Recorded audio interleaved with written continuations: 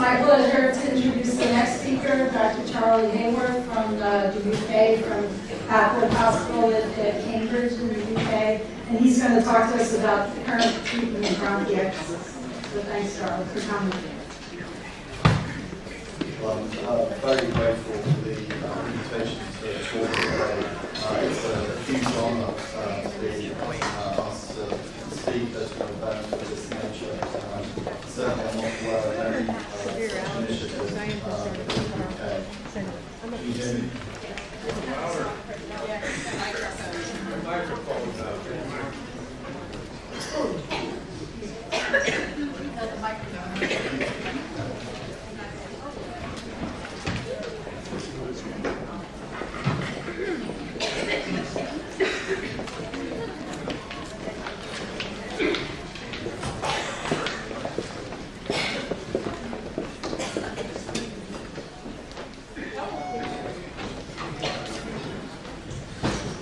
So is that a little bit better? Yes, okay.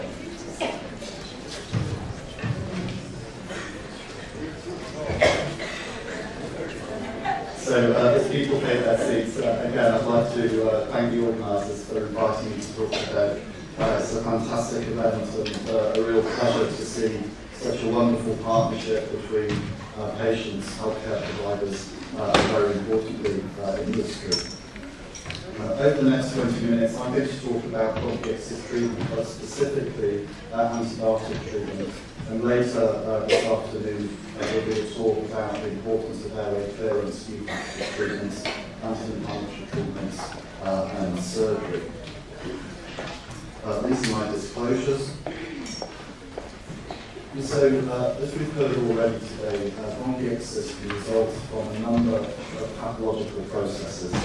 And these include problems with the immune system, problems with mucociliary clearance, and problems following inflammatory cells. And this can result in bronchial wall inflammation, disordered mucociliary clearance, chronic or recurrent infection, bronchial wall damage, and ultimately bronchiectasis. And very relevant work on James Chalmers' group has shown a direct relationship between bacterial load and outpatient exacerbations and hospitalisation. And so this supports the evidence for the vicious cycle hypothesis of bronchiectasis and importantly provides a rationale for antibiotic treatment. So when we think about antibiotics, it's obviously crucial to consider which bacteria we need to be treating. Data from the European Bronchiectasis Registry suggests that Pseudomonas aeruginosa and Haemophilus influenzae are by far the most common infecting organisms. But of course, these things will all vary with geographic location. And you can see here that within Europe at least, NTM is actually a relatively uncommon association in patients with bronchiectasis, unlike perhaps in North America. So, antibiotic use in people with bronchiectasis is usually for one of three main indications: exacerbation treatment, chronic suppression, or eradication. And I'll go through the data for each of these and how the data influences our clinical practice. So let's start with exacerbation treatment. So as many of you will be aware, symptoms can fluctuate day to day in people with bronchiectasis, and it's therefore essential to distinguish day-to-day variation in symptoms from those of exacerbation. Now, exacerbations generally develop over a matter of days, and patients will often report an increased cough frequency, a worsening of sputum volume, current or viscosity, and possibly increased chest tightness, wheeze, or breathlessness. People also very commonly say that they feel lethargic or exhausted. Less common features are chest ache, streaky hemoptysis, or temperatures. And if we see temperatures, we have to start to think of whether there could be a superficial viral infection or even possibly pneumonia. Now, there are important management principles that differentiate antibiotic treatment in bronchiectasis, or more common respiratory conditions such as asthma or COPD. And the dose and duration of antibiotic treatment is one of those key differences. What we know, because in bronchiectasis, plugs hide away in sputum plugs within thickened bronchohepatic areas, we recognise that higher doses of an antibiotic are more effective than lower doses of the same antibiotic. And that longer duration treatment is more effective than shorter duration treatment. And so certainly in the UK and in the European guidelines, 14 days of treatment for exacerbations is recommended. 5 days may be enough for COPD, but it's not enough for bronchiectasis. Now, antibiotic treatment should be started when it's becoming clear that the variation in symptoms is not going to improve or self-correct on its own. And practically, patients should have a reserve course of antibiotics with them at home so that they can start treatment at the time that it's needed, rather than having to see their community physician to get a prescription. We do generally advise that the sputum sample should be submitted for culture at the time of starting exacerbation antibiotics, so that if the clinical response is inadequate, there's then some information to guide future antibiotic prescribing. Now, these are the oral antibiotics that we use for exacerbation therapy within the UK. But of course, prescribing practices will vary between regions, between places, and be very dependent on the practice. But generally speaking, for patients with Haemophilus or Sputum pneumoniae, we prescribe 2 weeks of amoxicillin or doxycycline. For patients with more resistant strains, we'll use amoxicillin. For patients with Pseudomonas, ciprofloxacin. And we don't see a lot of patients with MRSA in the UK, but when we do, we generally use rifampicin fusidin or possibly tetracycline or imesaline. In terms of IV treatment, for the more easy to treat bugs such as Haemophilus and strep, we'll use monotherapy IV treatment, often piperacillin, azobactam, or cefuroxime. Pseudomonas is a different beast. It's a harder drug to treat, and so we generally use dual therapy. And the reason for that is that we want to reduce the development of resistance, because often people need recurrent courses of antibiotics. And there's also a potential for synergy between 2 antibiotics. But although this is common practice, there's not a lot of evidence to support its use. This is one study from cystic fibrosis, where patients with chronic pseudomonas infection were randomized to receive IV azacitidine with tobramycin or placebo. Now, after 2 weeks treatment, the initial outcomes were actually very comparable, but further analysis showed that actually pseudomonas killing was enhanced with dual therapy, and perhaps most importantly, time to next exacerbation was increased. So our practice is to use dual therapy, something like heptazidine or tazocin or meropenem, in combination with tobramycin for a 2-week period. So I'm going to move now from exacerbation treatment to treatment of chronic suppression. So as you know, we use maintenance antibiotics to improve symptoms, reduce exacerbation frequency, and optimize quality of life. But there are real concerns about the development of antibiotic resistance, creating a niche for other bacteria or fungi, antibiotic-related diarrhea such as C. difficile, and drug toxicity, whether it's vestibular, ototoxicity, liver, or kidney. Now, we do actually have some good clinical trial data to direct treatment in this particular area. So there have been 3 major macrolide antibiotic studies, 2 using zithromycin, one in Australia, one in the Netherlands, and one using erythromycin from Australia. Now, these 3 antibiotic studies all have slightly different designs in terms of the drug they use, the dose they use, the duration of treatment. But the important outcome is that macrolide antibiotics reduce exacerbation frequency in patients with bronchiectasis. There wasn't a strong signal in terms of toxicity. There were some anxieties raised about the development of resistance. There's a much greater experience of macrolide use in patients with cystic fibrosis, and I think it's fair to say that in the CF population, it's unclear which groups benefit most from treatment, and it's not clear when treatment should be started, and perhaps more importantly, it's not clear when treatment should be stopped. There's then one other large trial looking at all antibiotic maintenance therapy for people with bronchiectasis, and that was done in the UK back in the 1950s. And the trial design and analysis probably reflects the age of the study. But broadly speaking, 120 patients were randomized to receive oxytetracycline, or penicillin, or placebo for 2 days per week for 1 year.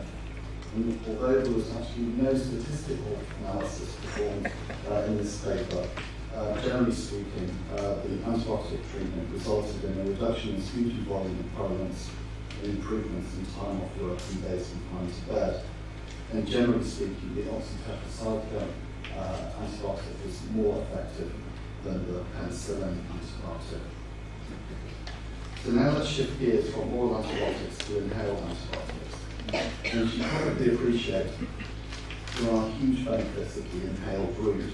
You can get very high concentrations of drug within the airways where the infection resides, without the systemic side effects often associated with oral or intravenous drugs. There's also a reduced risk of GI upset, and they're relatively easy to administer. Now, certainly within Europe, these inhaled antibiotics are currently used off-label in patients with Pseudomonas aeruginosa. And the most commonly used in this group, because as we've heard already, Pseudomonas is generally associated with worse outcomes in people with bronchiectasis. So people chronically infected with Pseudomonas generally have a higher exacerbation frequency, more frequent hospitalization, a worse quality of life, a faster rate of FEV1 decline, and increased mortality. And so that's why we feel that the nebulized route is justified in treating these people. So what's the data that supports their use? Well, the first study is one that was performed in Europe using a drug called penicillin through the INEB nebulizer device. This may be a device that you're not particularly familiar with, and so I'll just take a moment to explain its benefits. So this device actually monitors the time and peak flow of the first 3 breaths of each cycle of nebulization. And then once it's understood that, it then times the release of drug at the start of each inhalation to maximize the delivery of drug to the lungs. Nebulization is silent, it takes about 3 minutes, and the device tells the patient when the full amount of drug is being delivered. Also, which is relevant to the results of this trial, it accurately records how much and how often the drug is being taken. So in this trial, 144 patients were randomized to receive penicillin or placebo. It took the study drug twice a day for up to 6 months, but at the time of their first exacerbation, they then left the trial. And the primary outcome of the trial was time to first exacerbation. Now, while in the treatment group there was a difference in 55 days of time to first exacerbation, this didn't reach statistical significance. But when the results were reanalyzed to only include those that took 80% or more of doses, there was a statistically and clinically significant increase in time to first exacerbation of about 65 days. So, to my knowledge, this is the first significant evidence that inhaled antibiotics can affect outcomes of patients chronically infected with Pseudomonas aeruginosa. There was also a very marked improvement in quality of life. The next nebulized antibiotic study included nebulized aspirin, which is a drug that's been very successfully used in patients with cystic fibrosis and chronic pseudomonas infection. This study was negative, which was very unfortunate, because while there was a good bacterial effect demonstrated in the treatment group, the primary outcome was a quality of life measure, and there was no improvement in quality of life. And actually, the drug was associated with very significant adverse events, possibly reflecting that those finding studies weren't done prior to the major studies being performed. And then I'll just mention Adam Hill's nebulized gentamicin study, which was a fantastic study evaluating gentamicin 80 mg twice a day versus saline placebo over 12 months of continuous therapy. And it showed improvements in many endpoints, but particularly bacterial load, reduction in exacerbation frequency, and an improvement in quality of life. And so within Europe, Liston generally is used first line, and nebulized gentamicin second line for people with pseudomonas infections. Now moving forward, there are two studies that evaluated ciprofloxacin. The first was a dry powder formulation of the drug, and this was the phase 2 trial that has been published. And you can see that there are very significant reductions in bacterial load within a week of starting ciprofloxacin, which continued out to 1 month. And then once the drug was discontinued, the bacterial counts increased again. And you're probably aware, and some of you may well have participated in the bioeconomic studies of the Respire 1 and 2 program, and I understand that the phase 3 data will be reported at this conference. There's then the nebulized ciprofloxacin program, which is a dual-release liposomal preparation with both liposomal and free ciprofloxacin within it. This is taken once daily. And the phase 2 data was published in Acs in 2013, and the data shows a marked reduction in Pseudomonas colony-forming units, and in the per protocol analysis there was a statistically significant increase in time to first exacerbation. So the future is actually looking extremely bright for bronchiectasis research in this area. As I've mentioned, at this conference, the Respire 2 data will be reported. Also, the Paradigm liposomal ciprofloxacin studies, Orbit 3 and Orbit 4 will be reported. And so we hope that there will be good news coming shortly.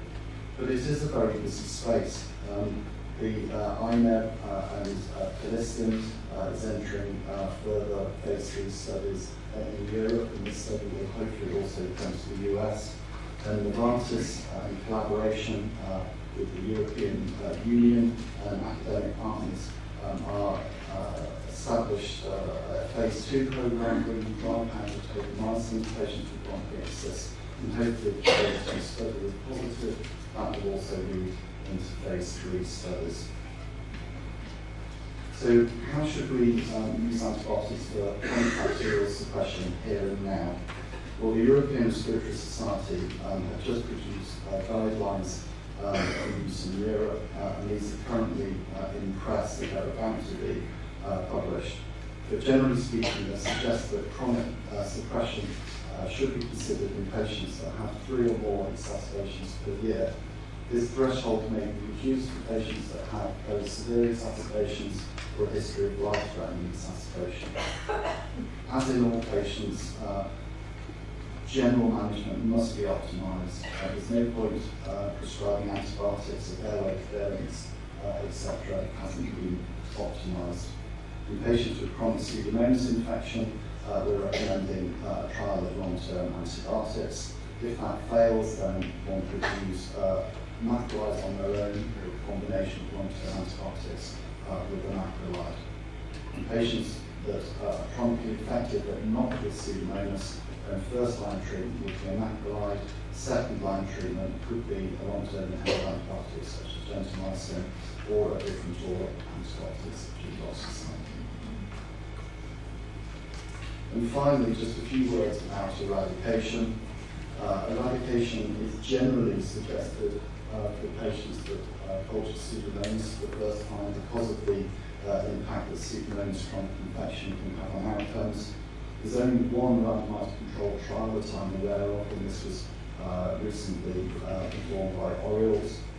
There were 35 patients, so a relatively small study, patients with new growth of Pseudomonas, and all patients received 2 weeks of intravenous antibiotics, so the dual therapy that I mentioned earlier, and then they were randomized to receive nebulized tobramycin 300 milligrams or placebo twice daily for 3 months.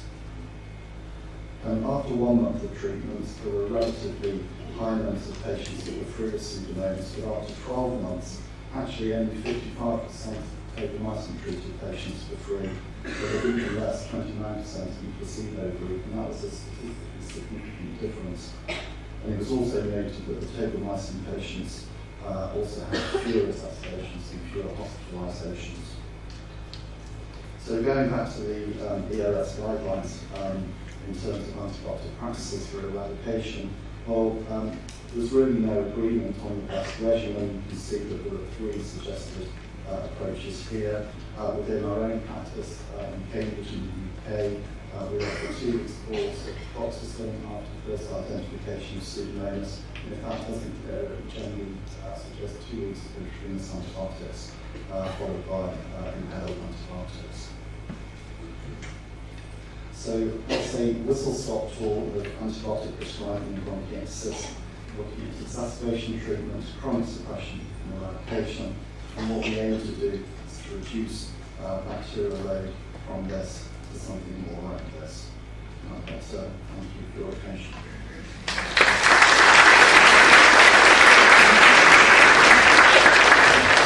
Thanks, Charlie. We'll move right on to Dr. Chuck Daly from National Jewish Health, who's going to give us a quickie overview of treatment of NTM infections. Thanks, Chuck. Thank you, Ann. I'll begin by also thanking everyone, the sponsors, and NTMIR, COPD Foundation. Risa here is going to get my slide going. I was asked to talk about treatment of NTM. That is probably a multi-day thing that I would try to do in 20 minutes. And I'm going to begin with a few conflicts because in this field, for many years, we've had no conflicts, and now we have some. So I was one of the site investigators for the liposomal amikacin trial sponsored by INSMED. I was a consultant on the advisory group for Johnson & Johnson, who have been considering their drug, TB, for NTM, and chair of the DMC for multi-drug resistant trial, clofazimine, which is now closed. All right, so this is going to be short and quick. Really, this is about whom do we treat? And by the way, don't believe this is the right version. Agrees it? I don't think so. Yeah. But whom to treat? Because actually, this is the hardest thing for a clinician to do. And if we can't do it very well, we can't convince you, a patient, to do it. So we have to really think through this process of how do we decide whom to treat.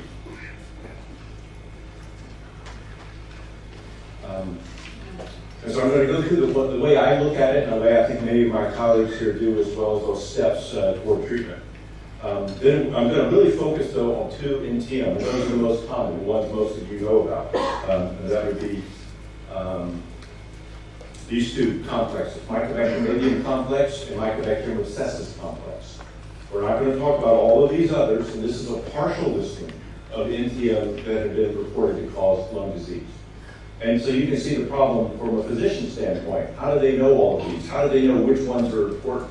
This is really a big challenge to try to educate our physicians. And then how do you as a patient, if you are told you grow one of these, well, if you go look up Branderi, you're not going to find a lot there.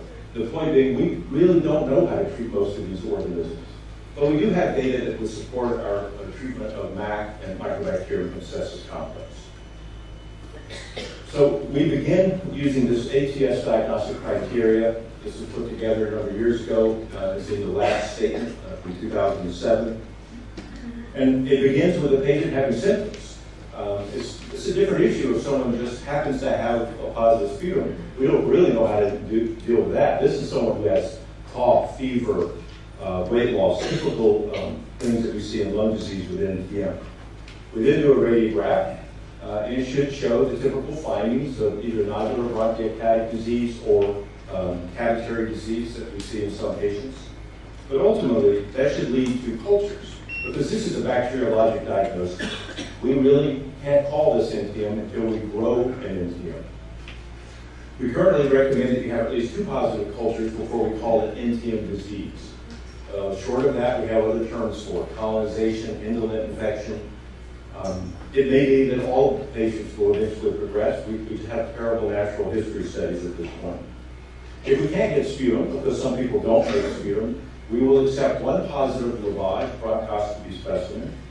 But I like to make the point that is not equivalent or better than a sputum specimen. I would much prefer 3 sputum specimens to help me figure out if someone has disease as opposed to 1 bronchoscopic specimen. There are very few times in the last 10 years I've treated someone because they grew it 1 time from a lavage. That's generally not enough for me to move forward with treatment.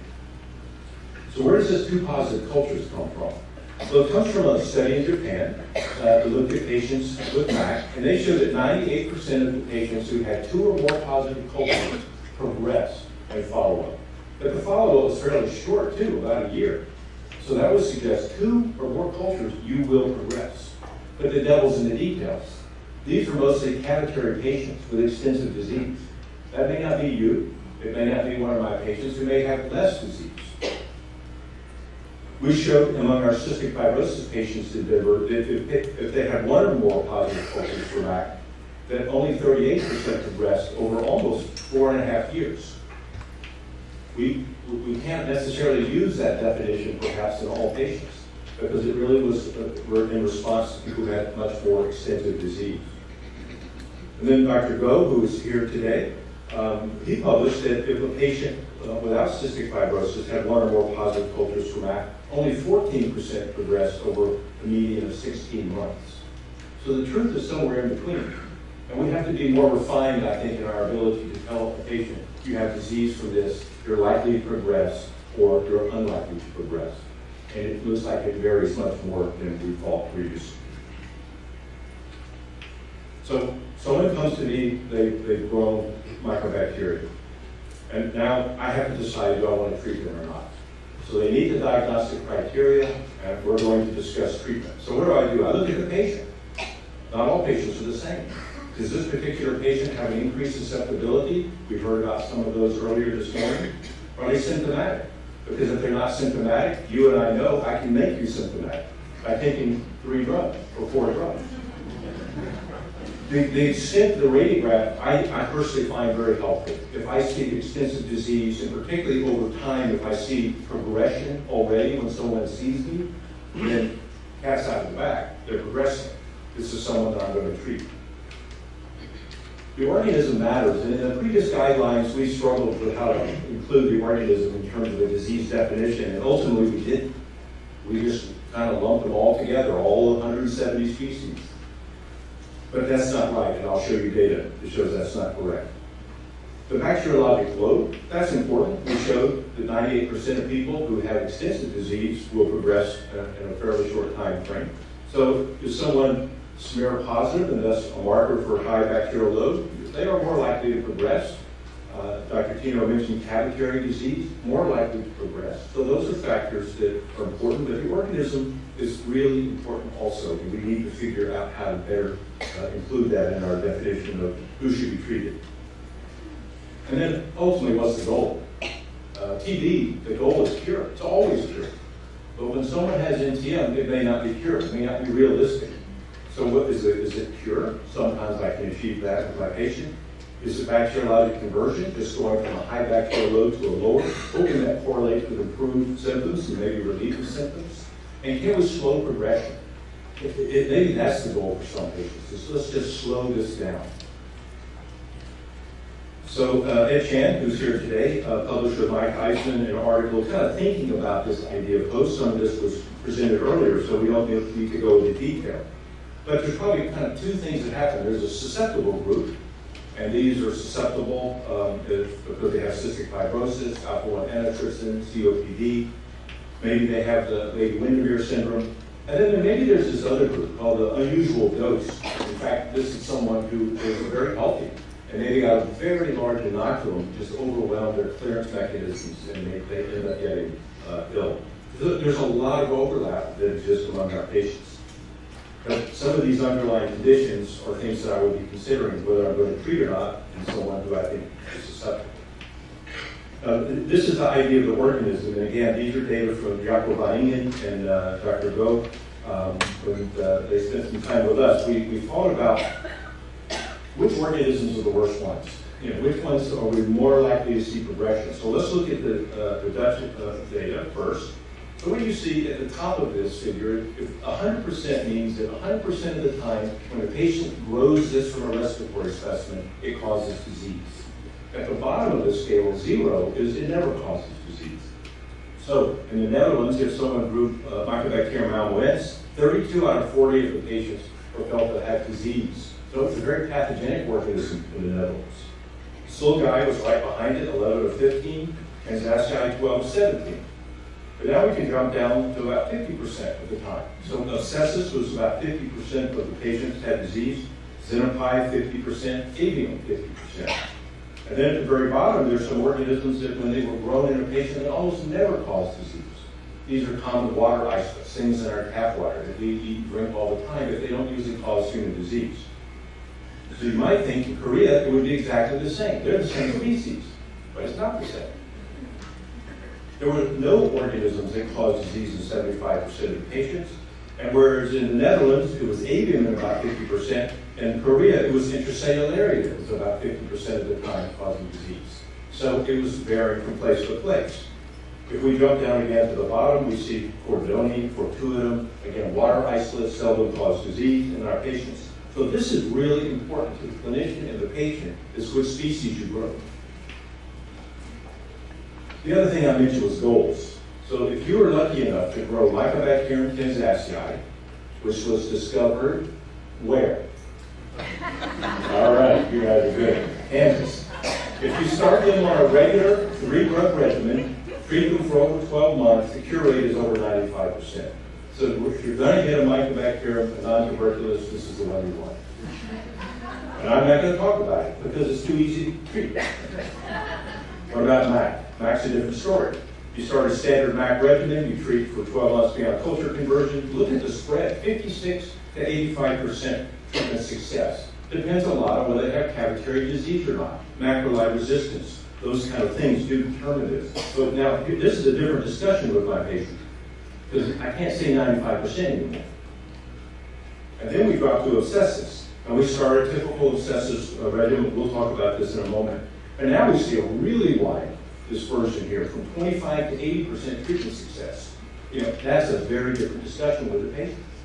Am I going to be able to cure this patient or not? What are our goals if they're? This depends greatly, as I'll show you on the subspecies. Okay, this is a 35-year-old patient of mine, years ago, Caucasian woman from Florida. She had a cough for several weeks. I don't know how well this is showing up, but I'm going to point. And just right up her lobe, she has some cavitary changes. This is a non-smoker, healthy person, has no history of anything, but she's got cavitary something, and this was cavitary MAC. This is what we're seeing too. We don't just see the Lady Windermere's and people with COPD with that. We see young, healthy people. Maybe it was the unusual dose. Maybe she got a big exposure in Florida. I don't know why she got MAC, but she did. But she's not susceptible because she had that right upper lobe removed. She was treated for 18 months, and this was now 8 years ago. She has never gotten MAC again. She was cured. But she's different, and every patient is different, and so we have to approach them each as an individual. These are just showing the thick wall cavities that were taken out because they were progressing on the regular treatment. So what's MAC? This is not your grandmother's MAC anymore. It's not MAI. Please don't call it MAI anymore. That was when we knew there were two species back in the 80s days. There was avium and there was intracellular. But now all of these you see here are MAC. There are at least 10 species of MAC, and there are subspecies even of avium. So this has gotten even more complicated for clinicians because they get these reports back, they've never heard of the word before. Now the top three that they're going to hear is chimera, avium, and intracellular. And as far as we know, they're very similar, but there are now reports coming, we don't have time to talk about it today, that are showing, in fact, they are different in terms of their pathogenicity, their stage of progression, and even their outcome of treatment. And if we don't speciate them in our laboratories, we'll never figure this out. But today we treat them all the same. So this is how we treat them. The first thing that the clinician needs to know from the laboratory is this isolate of MAC susceptible to the macrolides? That's the most important decision point in terms of deciding how to treat. If hopefully it is susceptible, then we ask the question, are there cavities on the x-ray? If the answer is no, we actually are treating patients with 3 times a week with a 3-drug regimen. If the answer is yes, they have cavities present, we use daily therapy. We do not use 3 times a week, and I'll explain in a moment. If they're unfortunate enough to have macrolide-resistant disease, we always give daily therapy. We do not use intermittent therapy. But now we don't have the macrolide, the best drug that we have, so we have to search for another drug. This is where the list is not very long. Things like clofazimine, fluoroquinolones, bedaquiline, a new MDR-TB drug, inhaled amikacin, or other drugs that we might think about while being studied. If someone has macrolide-resistant disease and cavitary disease, this is also where we may come to you as a patient and say, we need to put in a PICC bladder, and we need to give you IV amikacin for this cavitary disease. So this is a complicated regimen, but it's very simplistic. And at the very beginning, there's that one thing that matters, macrolide resistance. Huge issue, and I'll show you why. Because if you look at the treatment outcomes of macrolide susceptible disease, they're quite good actually. 80% culture conversion, sustained culture conversion for at least a year with non-cavitary disease. With cavitary disease, it drops. It may even fall below 50%, depending on the extent of disease. So I can tell a patient, never been treated before, 80% chance of success for your first round of MAC. But if you come in and you have macrolide resistance, it's a very different story. With no surgery, no resection, no IV aminoglycosides, the cure rate David Griffith showed years ago is 5%. We go from curable to incurable with macrolide resistance. If you do some surgery and some aminoglycoside, Dr. Go in Korea showed it can go up to about 15%. If you do surgical resection and give prolonged IV aminoglycoside or parenteral aminoglycoside, you can get back up to 80%, believe it or not. But look what you have to do to the patient. You have to treat them until they lose their hearing, and you have to take part of their lung away. Obviously, we want to avoid macrolide resistance. So what about 3 times a week? Many clinicians are not convinced of this, but let me show you the data to support it. 2 studies, one from Richard Wallace, the other from Jeong, one of Dr. Go's colleagues. If you compare daily versus TIW, it means 3 times a week. So 88% culture conversion in people who got daily therapy in Texas versus 70% is Samsung in Seoul. But look at the culture conversion if they only got treated 3 days a week. It's 85% culture conversion and 67. Now those were not statistically significant. So it looks like culture conversion with 3 times a week is high.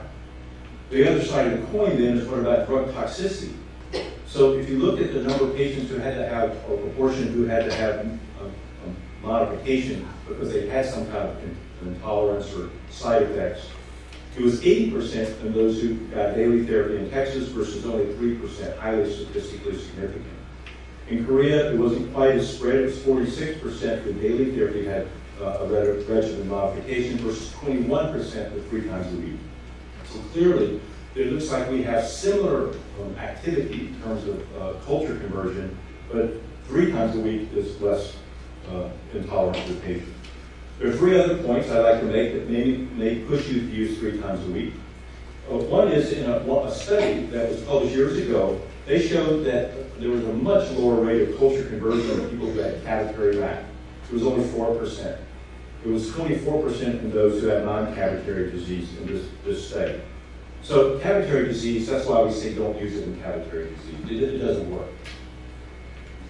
We also know from David Griffith that the rate of effect called toxicity, namely optic neuritis, was 0 in people who got 3 times a week therapy versus those who got daily, which was 6%. So again, getting the lower toxicity perhaps for 3 times a week. And then Dr. Go recently showed that if you have people who are failing 3 times a week, what do?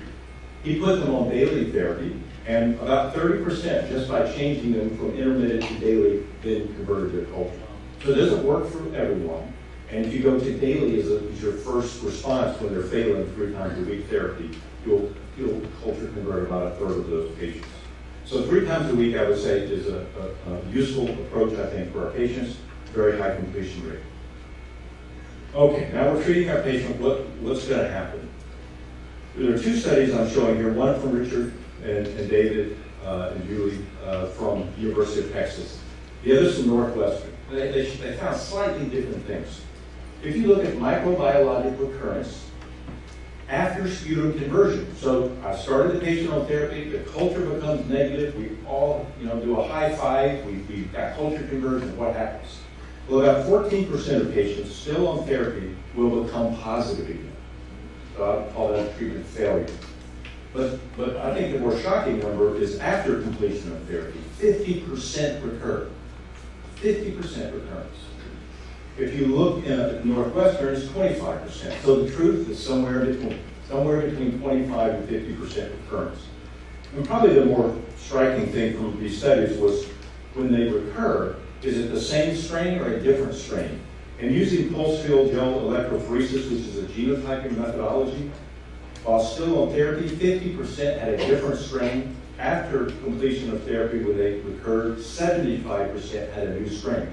So this begs the question, where are we getting infected? Where are our patients getting infected? If we can cure you the first time, we've got to do something to keep you from getting it again. And that is a huge research question. So let's move on to sepsis. 68-year-old woman with chronic cough and fatigue. You can see here multiple cavities. Up here, these rounded areas, on the CT scan, multiple thick wall with underlying bronchiectasis.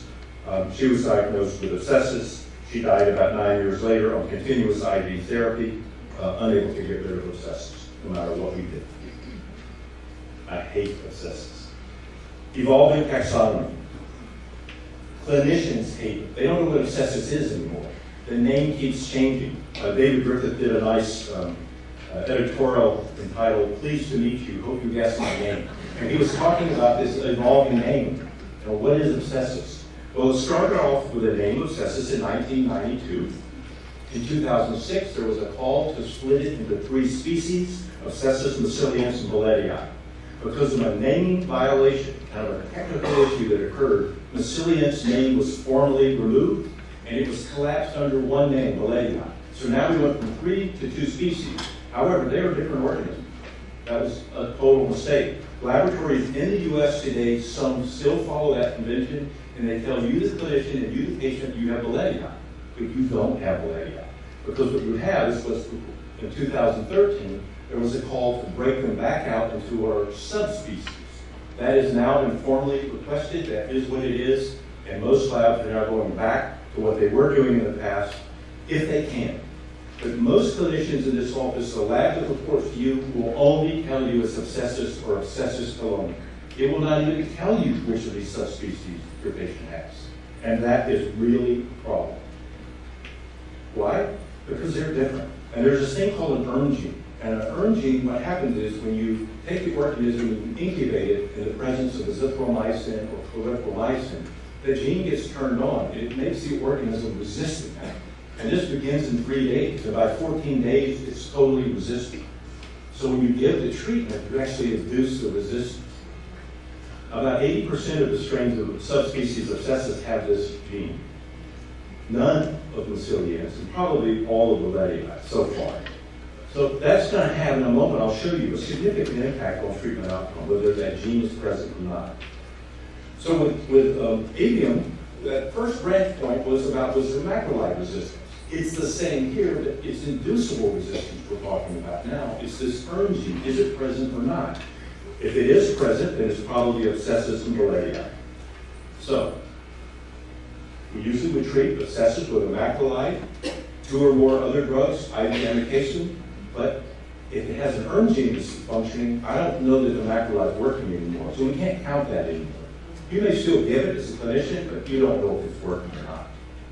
We then treat with IV therapy for 2 or more months, no consensus on that, and then we usually go to continuing the oral drugs and add inhaled amikacin. At least that's our approach.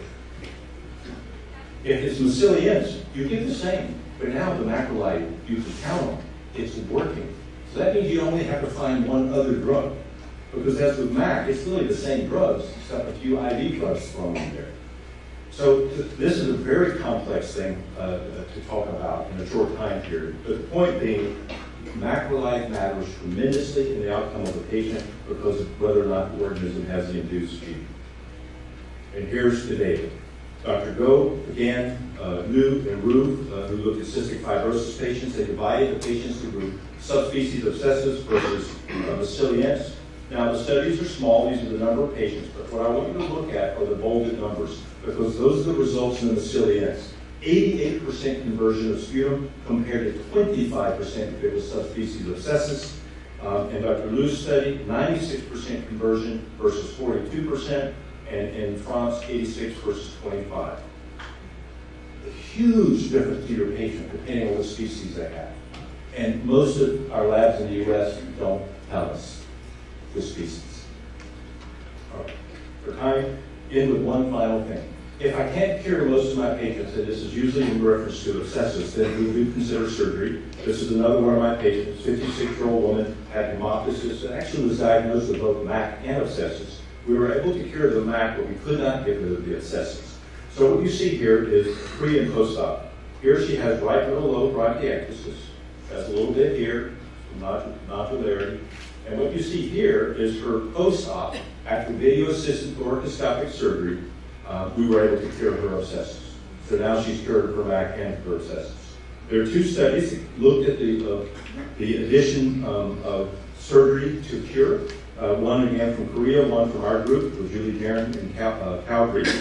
So look at the bottom. 58% of those people who had, this is all sepsis by the way, 58% who were treated with medical therapy alone versus 88% if they had surgery plus medicine, and at our institution it was 69, increased to 65%. But I do think for some patients surgery does add something. And there are now a number of studies that have looked at it. This is a sampling of them. And they mostly look at MAC. We don't have that much on sepsis now. But the complication rate varies from 0 to 30-something%. So the surgeon matters. It's important that you go to the right surgeon. Mortality is almost 0. I mean, so that's not a reason not to have surgery. Your chance of dying on the table looks like 0. Post-op mortality is a different thing. That varies from 0 up to about 9%. Conversion, that's what you can tell the patient to expect. They will convert. 80 to 100% of patients who have surgery convert their cultures to negative. And then relapse rates are pretty low. I'll just point out the one study, this is a study from National Jewish, and the reason these numbers look so good, these were all video-assisted thoracoscopic procedures. The others have a mixture of open procedures. In fact, most of the patients have open thoracotomies. So 7% complication rate, no operative mortality, no post-operative mortality, 84% conversion, 16% recurrence. So with that, now that's kind of changed the paradigm, and we're more likely to do surgery in certain patients who have localized disease.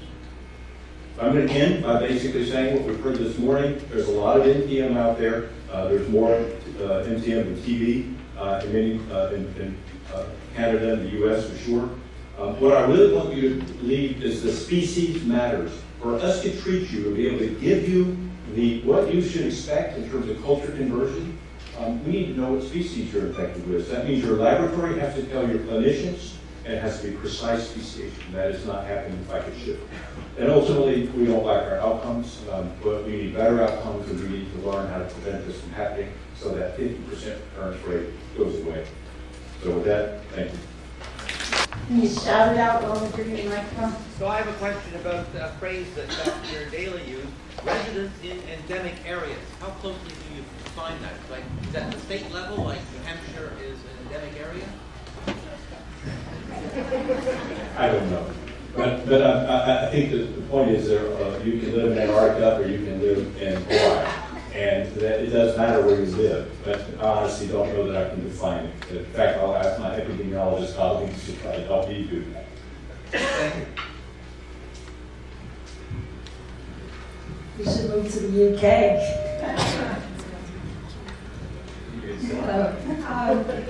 I was told by a clinician that hopefully within a year, I will no longer have MAC. After I'm cured, if I get reinfected, which she said is probably a 50% chance, they will not treat it. Is this universal? No. But also, I think it's an important issue that when you look at those recurrence numbers, that doesn't, we don't know what those people did. They might have jumped in the same hot tub. You are thinking about it. You were thinking about your environment and how you might be safer in terms of your living. I'm modifying everything. Yes. And you're doing airway clearance, and you're doing things that maybe weren't being done in all the patients there, and I think those would have mitigating, they would be mitigating factors that would decrease that 50%. I'll also say that 50%, is David here yet? No. Is Texas. East Texas, there are a lot of NTM there. In Denver, we don't have as much, so I don't think it's 50% in Denver, or 75%. Okay, so I need to change commissions. Insurance companies. Anyway, that gives me a guideline of code. Thank you. Question up there? Sorry. Yeah. I've been reading and hearing an awful lot about the importance of the urine gene. So I checked with my wife's lab, they've been treated now for 4 months to see if they had the capability of checking the activity level, which they did not. So I'm wondering how important is that? Her doctor says it didn't matter because it's infected in another way. So I think the question is about the lab not identifying the urban gene. If the lab identifies incubating the organism that is erythromycin, that's the poor man's version of germ gene. Yeah, so there's 2 ways to figure out the urn gene is there. One is you incubate it for culture for 14 days, and you can tell if it becomes resistant, then there's a functional urn gene. You can also sequence the gene, and you can see if it's got sequences that make it not functional. So there's 2 ways to do it. It's incredibly important. You saw the culture conversion. Are you one of the 25% culture conversion or 80-something%? Because that changes your regimen and even surgery, whether surgery is worth considering.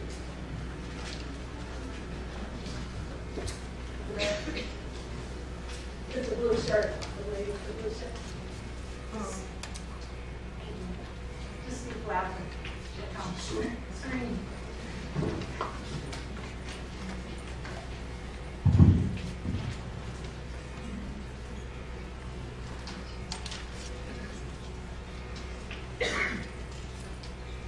Is this on? Okay. If either one of you can answer this question. Can't hear you. Just speak loud. Either one of you can answer this question really both of you. You have a patient who presents herself with a MAC. And she tells you that she has severe ototoxicity. You notice she needs hearing aids already and doesn't hear very well. What would be the course of treatment? The first one is if you have the NTM and you have baseline hearing abnormality, would you alter the treatment that Dr. Daly just suggested? If people have underlying hearing abnormalities, obviously there's a degree of that. How severe is it? Also, how important is an ototoxic drug in their therapy? So it's a risk-benefit analysis that we have to go through. We have to discuss it with you, the patient. Or are you willing to accept or not accept? But if there are drugs that are non-ototoxic that we can substitute, clofazimine is an example of one that we could use as a substitute for one of the other drugs that like aminoglycosides, for example. I would still use a macrolide. I mean, I can't not use a macrolide until we show that it's harming you. But we would follow you very carefully with audiograms to make sure that it's not harming you. And giving up on the macrolide, you saw the cure rate, and it drops dramatically without it. Hello. Can I just ask one question? The doctor from the UK mentioned that the inhaled antibiotics are being used off-label. And I want to ask Dr. Daly if, like the inhaled Cipro in this country, can be obtained off-label for our bronchiectasis with Pseudomonas patients.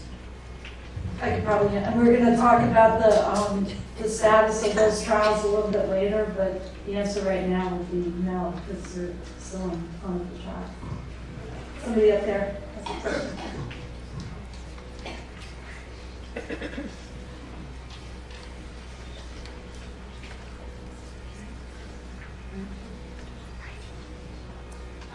My question is it possible to have the sepsis bacteria obtained from through a bronchoscopy from a lavage, and the sputum cultures a couple months later not showing the sepsis? Do you think that it would just go away on its own? Yes. First of all, I hate to tell you this, but there have been some stories of bronchoscopies getting contaminated with sepsis, unfortunately, because the organisms have become, some of them are resistant to the glutaraldehyde that's been used in scopes. But if you take people who grow sepsis one time and follow them over time, many of them never grow again. When we see patients who have mixed infection, MAC and abscesses, we'll often treat the MAC, and then the abscessus with good airway clearance, we don't see it again. It may come back another time, maybe you get reinfected another time. I didn't show the data, but Dr. Go also showed that with Microbiological sepsis, when people get it again, it is also usually another strain. So the fact that one was obtained through a lavage and the other one through sputum cultures should be the same thing? I think that what you have to recognize is no specimen is 100% in terms of its ability to identify an organism. So what I would do in that setting is get additional sputum over the coming months and see if I can find it again. I think we'll take one more question. Sorry, to the other side of the room. But, yeah. I'm going to ask Dr. Hayworth a question. I don't want to feel left out. So my question was kind of two parts. What did you attribute the negative outcomes of the inhaled Estradiol trial to for suppression? And is it something that you steer clear of in favor of other inhaled antibiotics in your patients that you're doing suppressing inhaled antibiotic therapy? Well, I guess I was hugely surprised that the Australian studies were negative, because certainly within cystic fibrosis, I use nebulized Australian a lot. It's extremely well tolerated within the CF population, and it's extremely effective. I think that there were problems with the design of the study. For example, it only evaluated 2 treatment cycles, which probably isn't enough. And the study endpoints were different to other studies. So I guess I would be quite keen to do dose finding with nebulized Australian and then reevaluate it. Of course, whether there's funding to do that or not. Okay, great. Right, thank you. Thank you both.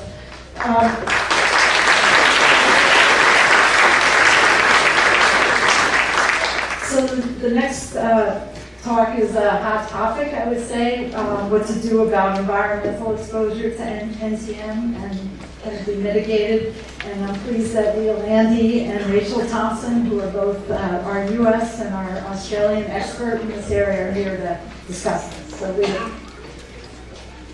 Thank you, Anne, and the NTMIR Foundation for inviting me to give this talk. I want to say that it's a pleasure to give this with Rachel, as my somebody that I admire a lot who has done a lot of great work on this over in Australia. I have no conflicts. So why is it important to focus on environmental sources of pulmonary NTM? So first, to prevent new infection in susceptible individuals, to prevent worsening of infection in patients who are culture positive with minimal disease, don't yet need antibiotic therapy but are proving to be susceptible, to achieve better control of disease in established patients, and as we've just discussed, to prevent reinfection after completing treatment. Chuck went into this a little bit. MAC reinfection rates are unacceptably high, and as he mentioned, most of these recurrences are likely from reinfection with a new genotype from the environment. So some of the unanswered questions about pulmonary NTM are how are individuals contracting this infection? In some people, it's likely inhalation of water, aerosols, in others, dust or soil aerosols. And it's possible that in some, it's actually from ingestion from drinking water with subsequent silent reflux and aspiration into the lungs. And none of these have really been definitively proven. Second, what inoculum over what period of time is necessary to cause infection? Again, something that we don't know the answer to. And finally, what can be done to minimize environmental NTM exposure in susceptible individuals, both with regard to the individual behavior and habits, as well as with regard to the environment to minimize NTM growth? And Rachel is going to be tackling this third question. So NTM have been isolated from multiple different water sources. I listed some of them here, as well as aerosols that come from these water sources. Oops, I just lost my screen.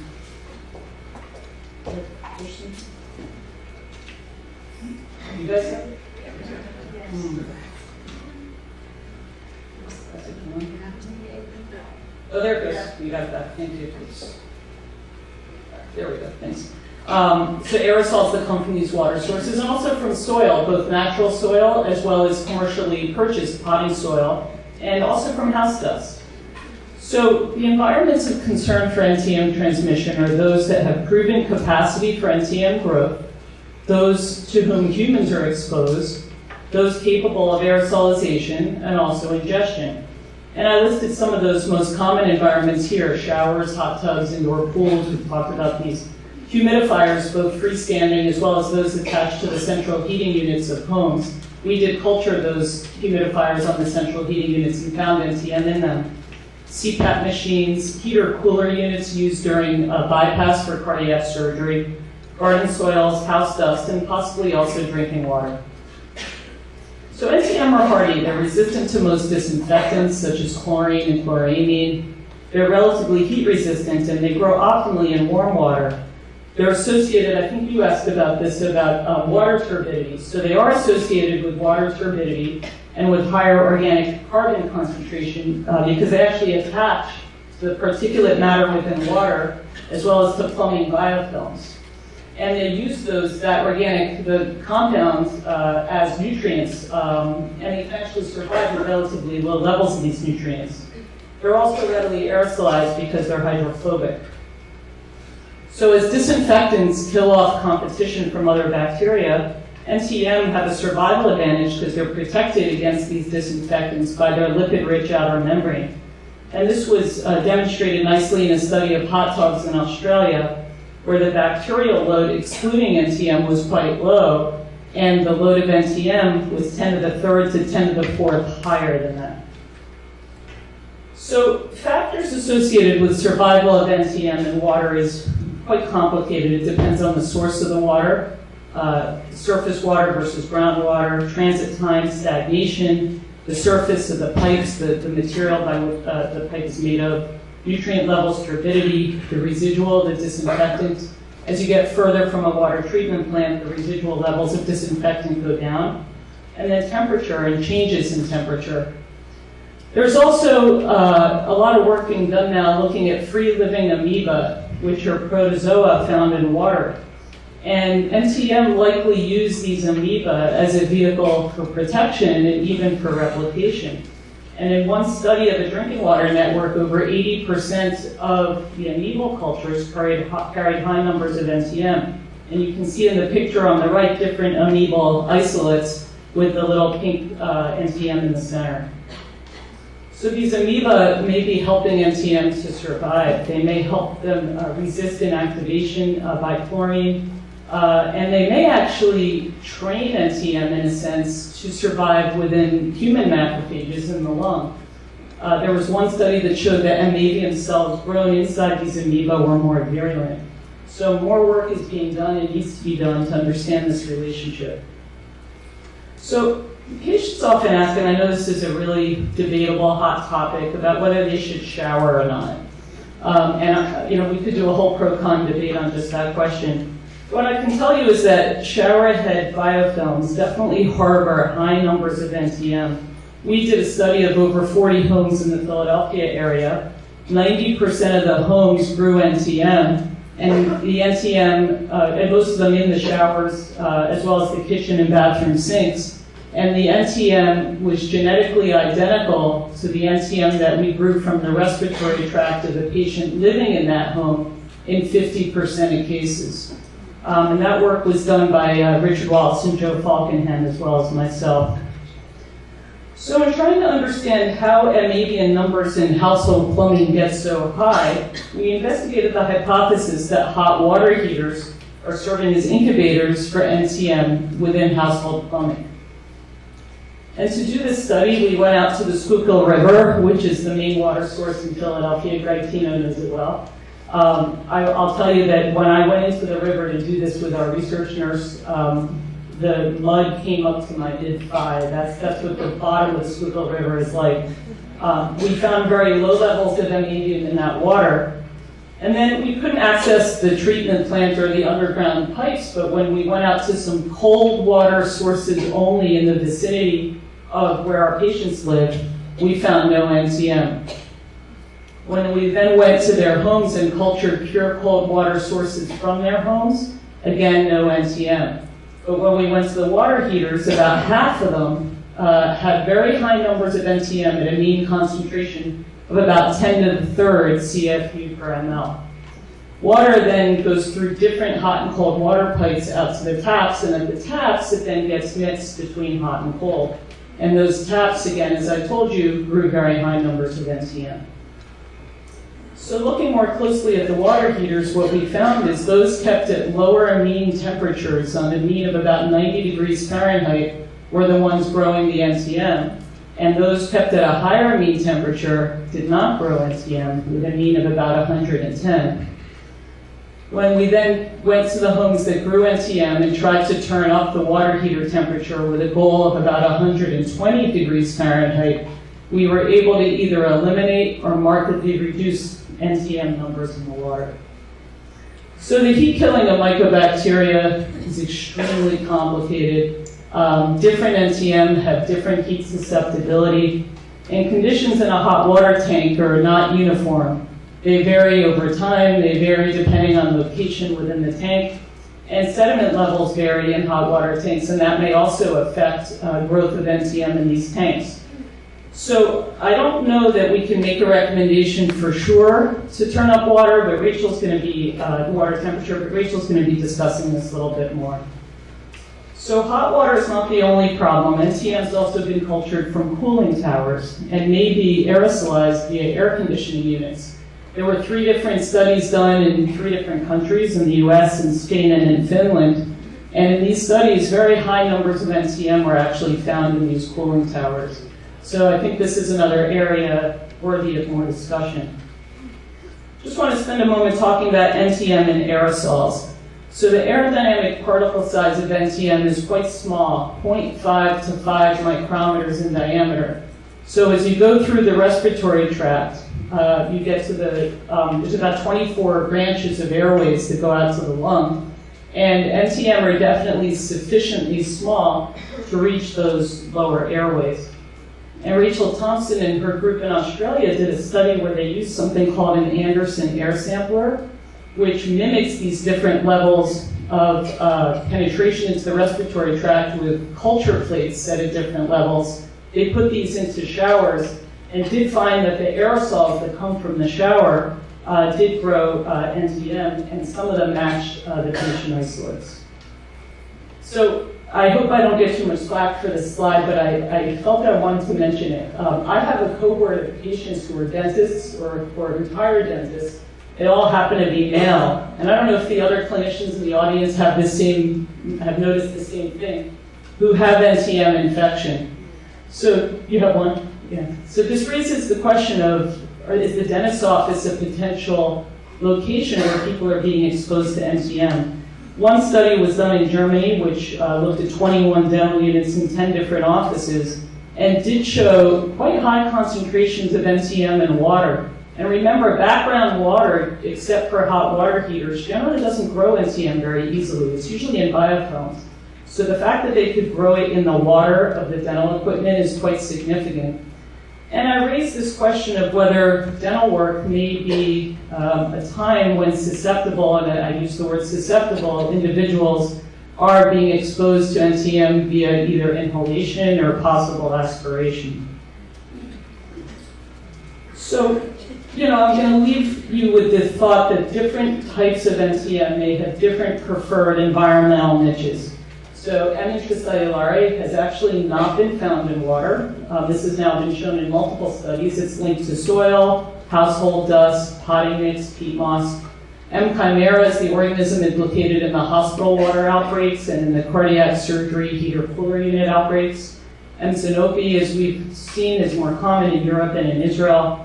M. abscessus is an interesting story because it's found in the water of only certain regions. It's variable in the United States, for example.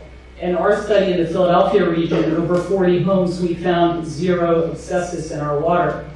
And that correlates with our very low incidence of abscessus in our patients. We have a ratio of about 25-1 MAC to abscessus. And if you look at our patients in our area who have abscessus, many of them, and these are non-CF patients, many of them actually didn't originate in our area. They actually moved to our area from elsewhere. So the reasons, for these differences in environmental incidence of these different mycobacteria, as we've discussed, are unclear. Likely, they're related to soil composition, to the source of the water, to the temperature, the humidity, other environmental conditions that Becky outlined nicely. But what does seem to be the case is that the predominant NTN type in the environment likely does correlate with the incidence of specific NTM disease in that region. So with that, I'll turn it over to Rachel Thompson, who will discuss some practical solutions for reducing NTM in our environment. Thanks, Leo. I don't know if I've got any solutions, but we'll have a go. Thank you to the organising committee and for everyone for being here today. It's a great meeting. These are my disclosures, but none of them have any relevance to what we're going to talk about. So as Leah mentioned, the environmental niche for each of these species is different and the geographic distribution varies. So I think before we impose as clinicians impose any behavioural interventions on our patients, we have to consider that local species and evidence. And this review paper that one of my students wrote summarises the evidence behind environmental sources and human infection. Jumpy slides today. And this evidence means that the bug grown from the environmental source is the same as the one that's grown from the patient. So you can have a lot of Mycobacterium kansasii in the water and a lot of Mycobacterium fortuitum in the water, but those strains may be completely different to the ones that cause infection in patients. So we need to look at that evidence quite closely. So for hypersensitivity pneumonitis, Mycobacterium avium, immunogenum and gordoni have been linked to patient disease. For household and municipal water systems, avium, abscessus, kansasii and lentiflavum have been linked, but as mentioned, intracellulare has not. For hospital water and hospital outbreaks, there have been reports of porcinum, avium, abscessus, fortuitum and chimera. For house dust, intracellulare and probably others. And for soil, avium and intracellulare. But we need to also look at the evidence for strategies of intervention. And there have not been any formal studies to show, or even formal studies to look at, the efficacy of different interventions. But these studies are, as you can imagine, quite difficult to conduct, and really common sense should prevail. I see the main role for these interventions in reducing reinfection with NTM after successful treatment, as Chuck has alluded to earlier. And I think that any intervention that's simple, cost-effective and easy to implement, that has some evidence-based in theory, should be considered. So firstly, the flushing of taps. Over on the right-hand side here, you can see this graph. The black bars here represent the number of bacteria isolated from tap water on the first, what we call the first catch. So when you first turn on the tap, The bacteria in the initial sample is much higher than the bacteria that you get after the tap has been flushed for a while, and that's consistent across these 5 taps. So that's because there's stagnation in the pipes overnight that come into those taps, particularly if the taps aren't used very frequently. Those, the water coming from those pipes has been shown to have much greater concentrations of NTM, and that can simply be from going to bed at night to waking up the next morning. So if the tap's not used very frequently, it's recommended that a 5-minute flush be done before you use the water from that tap. But if it's a tap that's used on a day-to-day basis, a 200 ml flush is probably sufficient.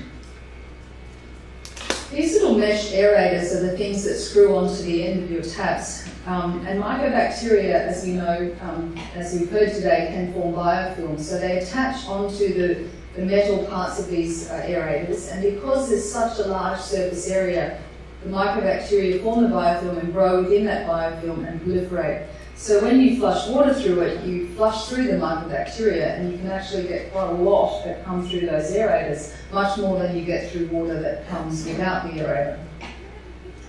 The same principle applies to water filters, and these point-of-use filters include both jugs with filtration cartridges in them, but also these screw-on devices that have been manufactured to filter water as it comes through the tap. And from this graph here, you can see these are 3 species of NTM and the concentration in the water initially. So if you then pour the water through these filtration devices, for the first few weeks, they're quite effective. They filter out any mycobacteria.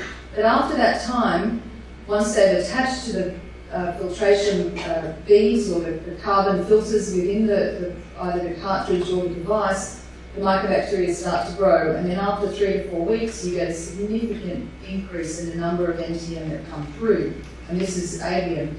And so if you're going to use these devices, you have to change them every couple of weeks, which is really quite tedious and expensive. The same applies for a number of other water filtration devices that are on the market, and these include these under-bench systems that can be anywhere from where the water comes into your house. They can be installed in the pipes when they first come in or at any level between entrance and point of use. They include things that are described as micro-filtered water dispensers with composite filters, reverse osmosis water dispensers, and the same applies. Adequate and continuous maintenance is crucial. They may filter out a lot of other chemicals or bacteria that you find unpleasant in the water, but they do all increase the numbers of mycobacteria coming out of the tap. So Leah's mentioned heat. Over here, this graph here shows the number of mycobacteria, up to 10 to the 5th. On this axis across the bottom, you can see temperature going up to 70 degrees Celsius, and the numbers of NTM decline as the temperature goes up. And so in many countries, there's legislation that mandates that hot water systems should be installed with a minimum temperature of 60 degrees Celsius, which is 140 degrees Fahrenheit. Many of them can heat higher than that. And one of the reasons people turn down hot water systems is because of concerns about scalding, both for children and the elderly. But you can install these temperature mixing valves at the tap where the cold water comes in, meets the hot water, and it's mixed right at the point of use so that you don't get the same problems of bacterial growth within the system. We've also heard about mycobacteria growing within shower heads and forming biofilm. It has been shown that the plastic shower heads are more prone to this phenomenon. And so it's a fairly simple procedure to change from a plastic to a metal one.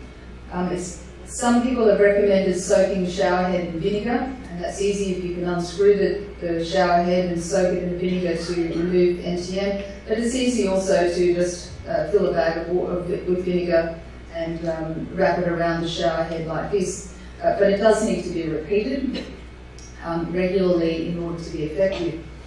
Some people have recommended household bleach, and that can kill mycobacteria. We know that they're chlorine resistant, but if you use very high concentrations, they do die.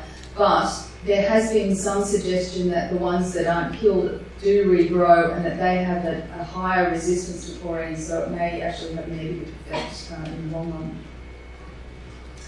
As we know, mycobacteria are found in aerosols, and so it's important to ensure that we have adequate ventilation in showers and other areas where there may be steam. And so the use of the exhaust fans in the bathroom, leaving the windows open to help clear the aerosols can be important. I had a patient some years ago when we did the home sampling study, and we went to sample the aerosols from their shower. And whenever I went into the patient's homes, I said to them, so you've got an exhaust fan here, okay, do you have it running? And many of them, because they were thinner people, were a little bit more sensitive to the cold and didn't like to have the exhaust fan on because the steam kept them warm. So they were there, but they just weren't used. Nebulizers and airway clearance devices are also important possible sources, and it's important to clean nebulizers regularly. People who use hypertonic saline or even normal saline for airway clearance, it's important to use the unit dose vials, because if you use a bottle of 100 mils or 200 mils and you keep accessing that with a syringe, you have the potential to introduce bacteria and contamination. There has been one study that has looked at the disinfection of nebulizers for NTM, and the use of a baby bottle sterilizer, such as this one here, has been shown to eradicate NTM. So you can put your nebulizer parts into that quite effectively. The Cystic Fibrosis Foundation have some recommendations for cleaning nebulizers that are alternatives to this, and they may be useful for other bacteria, other CF-related pathogens, but may not necessarily be effective for NTM. They may be, but they just haven't been tested. And they include soaking everything in alcohol or hydrogen peroxide. The problem is you've got to rinse off those blood chemicals with sterile water, which is an added cost that patients need to bear. There are other devices that we should take care with, such as humidifiers, CPAP humidifiers, neti-pots and nasal rinse devices, and any other device where you may use water for humidification or aerosolization. There are obviously exposures that we should avoid, such as hot tubs and hydrotherapy pools and indoor pools. We know that in the cystic fibrosis study that Becky referred to, that swimming in indoor pools is a risk factor in cystic fibrosis. There are other areas as well where aerosols and steam are a risk factor. We should just generally avoid them. Reflux and nocturnal microaspiration is also another potential portal of entry of mycobacteria into the lungs, and these might sound fairly straightforward, but it's important to mention them, that the measures to reduce reflux, particularly not lying down after a meal and not eating a big meal before you go to bed. And patients who do get active reflux, to consider the use of a foam wedge or elevator in the head of the bed to reduce that. And of course we don't need to tell this audience not to smoke. So soil is another avenue that we need to look at, and there have been at least 3 studies that have looked at soil exposure and correlated that with NTM risk. And the NTM have also been grown from soil and aerosols generated when gardening. Marianne and the group performed a nice study of pouring soil and potting mix and growing aerosols on ants and cactus, so it's certainly a risk. House dusts as well. We had a study done in the 70s in Australia where we isolated NTM from vacuum cleaner dust. And most of us are aware that when you actually use a vacuum cleaner, there is an exhaust, and you can smell the dust that comes out the back of the exhaust, and that would have very fine particulate matter, that fine dust particles that may well contain NTM. So to all the husbands in the room, it's your job to do the vacuuming, and wives get to have a rest to reduce their risk of reinfection. And we did show that of the 50 strains of Mycobacterium cellulare that we grew from vacuum cleaner dust, 44% of them were serotypes that were associated with disease. There haven't been any studies that have looked at the effectiveness of masks on soil exposure and soil aerosols, but it is reasonable, I think, for people in high-risk situations to use personal protection when they're engaging in dusty activities. And if you're going to be pouring potting mix or soil, that if you moisten it, it will reduce, in theory, the amount of dust that you could potentially inhale. So in conclusion, I promised my colleague, Dr. Samet, that I wouldn't say anything about draining swamps. But NTM can be found in water and biofilm within patients' homes from soil and house dust, and their aerosols are of a respirable particle size that can be generated by showering and by the pouring of soil. But the ecological niche for each of these species is different, and there's geospatial and ecological diversity, which we've heard quite a bit about today. And the likelihood of acquiring pathogenic NTM from any source is likely to be species-specific. Importantly, Mycobacterium multicellulare, which is the main pathogen responsible for disease in most parts of the world, has not been found in shower heads or in water. And there's no evidence that showering frequency is associated with NTM infection. And it's more that climate and natural events are more likely to influence mycobacterial numbers in our environment. So thank you.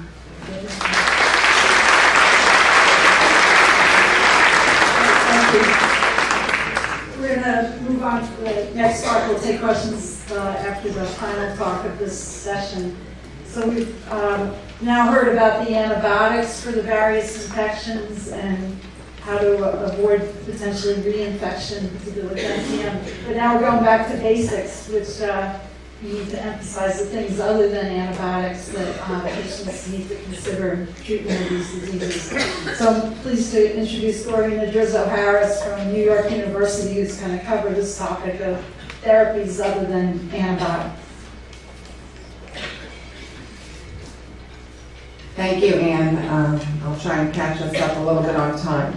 So I wanted to first thank Anne and the coordinators of this great symposium today for including me. You know, Dr. Hayworth in his talk really talked a lot about the different antibiotics we have, but he said, why waste all of these antibiotics if you're not doing the basics, which is airway clearance? And we know that if you stop doing that, like you stop for exercising, bad things are going to come back, even if the antibiotics have improved you. So it's just some disclosures with clinical trials that don't relate to this talk.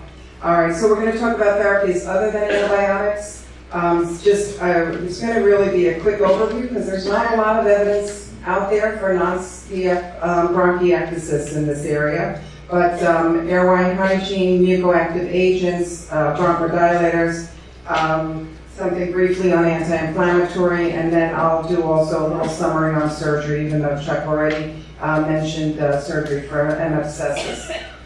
So in the bronchopulmonary hygiene airway techniques are extremely important, but we kind of forget this. I'd say probably about 50% of the patients that get sent to me for a second opinion are not doing any airway clearance, and they may already be on 3, 4, or even more medications. So for whatever reason, we've got to get our physicians out there in the community to really remember that airway clearance is probably the first thing we need to be thinking about, as long as we're sterilizing our nebulizers, as Dr. Thompson just told us. But exercise is the first thing we're going to discuss when I meet a patient to see what they're already doing, what they're capable of, and if they're not capable of doing something on their own, then we're going to seriously consider putting them into a cardiopulmonary exercise program, most often an outpatient program.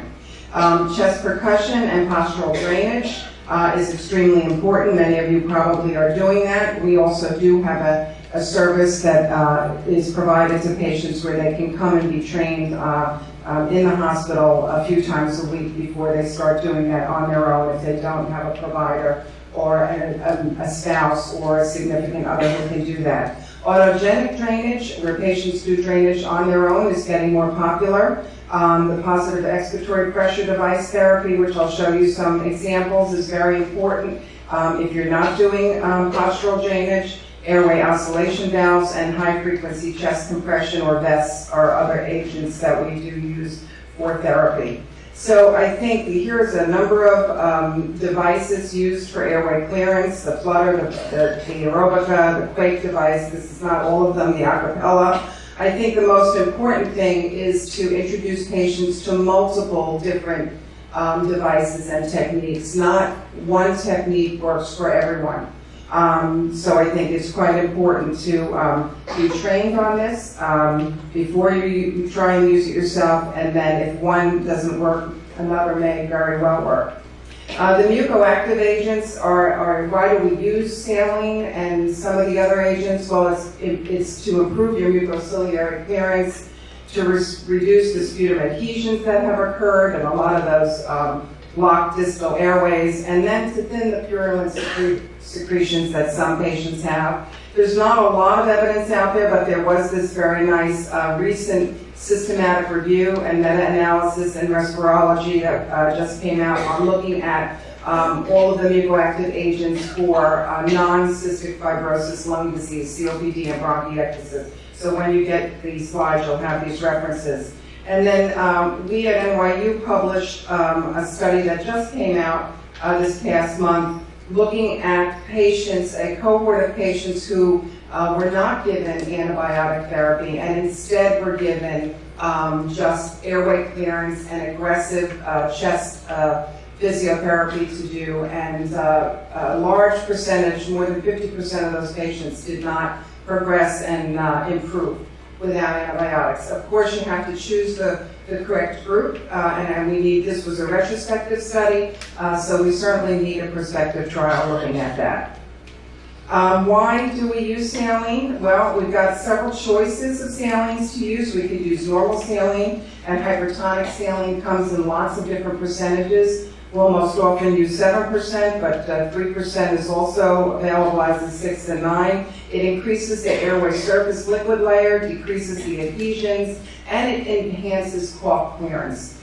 But studies have shown that both hypertonic and normal saline nebulization have improved both the FEV1 and the FVC in patients with bronchiectasis, and fairly quickly, even after the first dose. And certainly even more as they continue that on a regular basis. So in our practice, we will usually start with 7%. If that's a little bit too difficult for a patient, causing hoarseness or too heavy of a cough, then we'll drop down to 3%. And in certain patients, if they can't tolerate either of the hypertonics that we use, then we'll go to normal saline and follow that with their airway clearance therapy, whether it's a vest or a positive expiratory device. Lots of patients ask me about other agents that they see out there, particularly in the bronchiectasis and the non-bronchiectasis population, and the COPD population, and the CF population. And just to comment, there's no clear benefit for using N-acetylcysteine.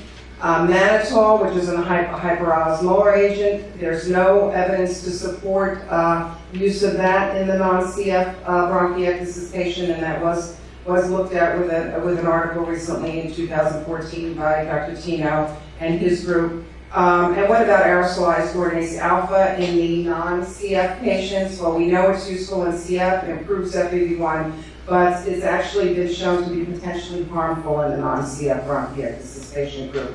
And Dr. O'Donnell published a study back in 1998 looking at that. So bronchodilators, many patients come on lots of bronchodilators. And now, of course, if you've got multiple pulmonary conditions, there may be reasons to be on bronchodilators separate from your bronchiectasis, but for the most part, bronchodilators in patients with non-CF bronchiectasis is reserved for those who have evidence of reversible airflow obstruction on spirometry. There's not sufficient data to use them in all comers with bronchiectasis. Anti-inflammatory agents, there are a few out there. We know that ibuprofen's been used in children with CF, but there's no data for use in adults with bronchiectasis. Patients will also often ask me about ibuprofen. And then there was a study recently on atorvastatin. For those of you who know the name, one of the common medications for high cholesterol, which there was a single pilot study looking at 60 patients with mild disease, and they received 80 milligrams versus placebo for 6 months, and there was significant improvement in the respiratory questionnaire. However, there were side effects that we do see with atorvastatin, fairly common side effects. But this is a pilot study, and there probably is going to be more work in this area for bronchiectasis. Moving on to the last piece of my talk is, when should we consider surgery? Dr. Daly discussed it, and certainly in patients with mycobacterial abscessus disease who have cavitary disease. Here's a patient of ours who's got a focal superior segment of the left lower lobe cavity, very thick walled. You can see it's a bicavity here, but the rest of the lungs were pretty much spared with disease. This patient actually had just a macrolide sensitive MAI. But when do we consider surgery? Well, the data on surgery out there is pretty good. This is the National Jewish Experience. Dr. Pomerantz and Dr. Mitchell have headed up that program, and this study that Dr. Daly showed had a low mortality and relatively low morbidity. This was the first study that they published. The second study that came out, actually 171 patients, and this, as he had commented, is probably more patients who are getting video-assisted thoracic surgery, the majority getting it done that way, with very low, 0% mortality and morbidity, only 9%. So certainly we think about surgery, as many of the faculty in this room, very early on in the disease process. The China experience, which was not as much of a big NTM group that was looked at here, but lots of patients with localized bronchiectasis, again, had a low mortality, and they followed their patients, showing that 3/4 of them either significantly improved or became totally asymptomatic after the surgery. So if you have to choose between going to surgery and having the risk with that versus being on medications for the next 25 years, there are many patients who would obviously opt to go with surgery if they're the right candidate. So who is the right candidate? Well, the patients that we consider for surgery are those who have significant hemoptysis and it can't be controlled. That's often more in an urgent situation. And then the multi-drug resistant non-tuberculous mycobacteria cases, which we know we don't have the best medications for and we can't get culture conversion. You must have localized cavitary disease or a localized area of severe bronchiectasis so that we are fairly significant that you're going to have an improvement in symptoms. There are a few patients out there who do have disease in multiple areas, and I know Dr. Mitchell has done bilateral cavitary disease over staged processes. We've done that as well at NYU, where you'll go in for 2 surgeries separated by a few weeks. What you don't want to be left with is a lot of disease that you're going to still require a lot of antibiotics for, or you're going to have a lot of symptoms from. So that even in the MAI sensitive patient, and I should have put NTM sensitive patient, recalcitrant disease that's not responding to antibiotic therapy, we will think about resection early on. Think about it early. I think you realize that when you have a patient who progresses and then the disease is no longer localized and they're no longer a candidate. So we try and think about it very early. What are the other things we should be thinking about? These are the easy things, but we forget about them because we're always so focused on what medications we're going to be needing to give the patient. But a good nutritional assessment is important. We have a formal nutritional consult, as many centers do, and working on increasing caloric intake. I know that Dr. Olivier has shown that there's increased mortality as weight loss progresses and with lower BMI. So it's extremely important to do a nutritional assessment early on. Psychological counseling can be very important in this group of patients. Depression often is a reason why they're not exercising, doing clearance, or eating well. And it's a very hard disease to live with, so referral to psychological counseling is important. And then, as many of us know, because we're all here, the patient support groups are key to living with this disease. NTMIR, the regional and hospital-based groups, and now the national associations are involving patients on their panels and in their patient education sessions. So I urge many of you to get involved with that. And I believe that's my last slide, so thank you very much for your attention. And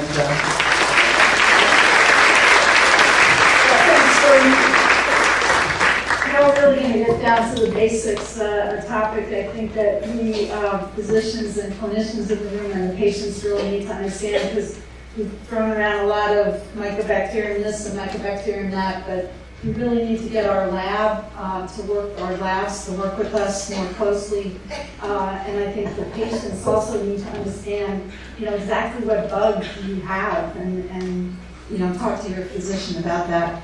So one thing about organizing this meeting today was did not give any talks. I gave the work to everybody else, but I am with my friends here, Kevin O'Neill, going to throw a couple of things out here.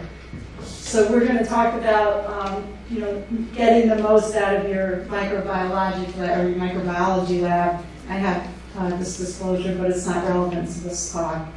So just by show of hands, in your practice or in your life, are you one of these people? So how many, mostly the patients don't treat disease. So raise your hand if you're a patient.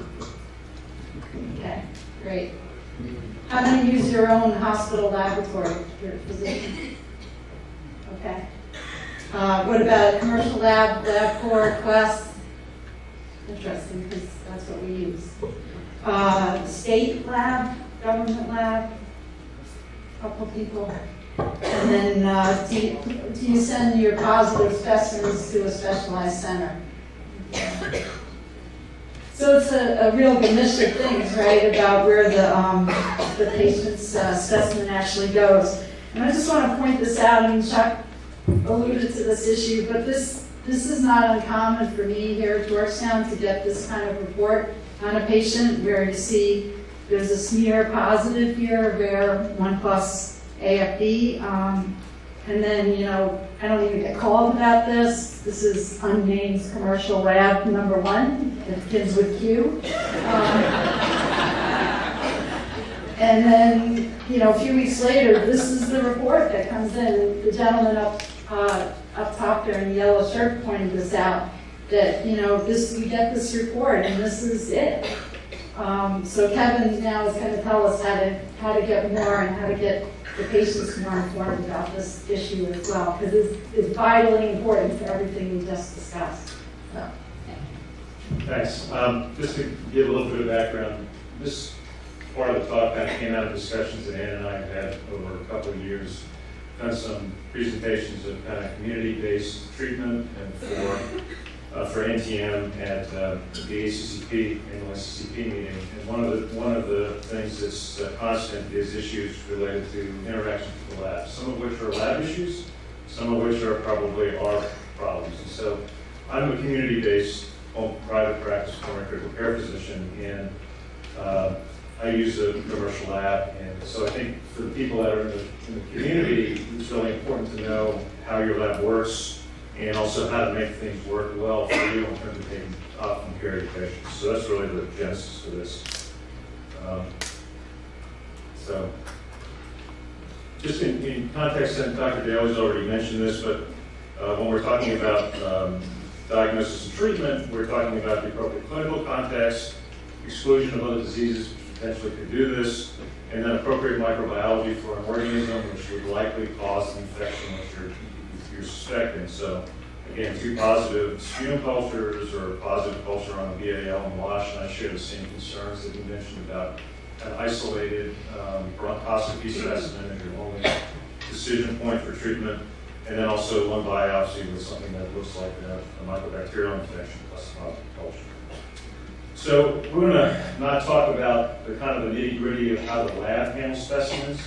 Neither one of us really is qualified to do that. Neither one of us are clinical microbiologists. But what we are going to focus on is the interaction that the clinician and the patient has with the laboratory. So focusing on diagnosis, on making treatment decisions, and also on monitoring in a brief way. So the first kind of starting point is specimen collection. So how do you get your specimens? How do you tell your patients what to do?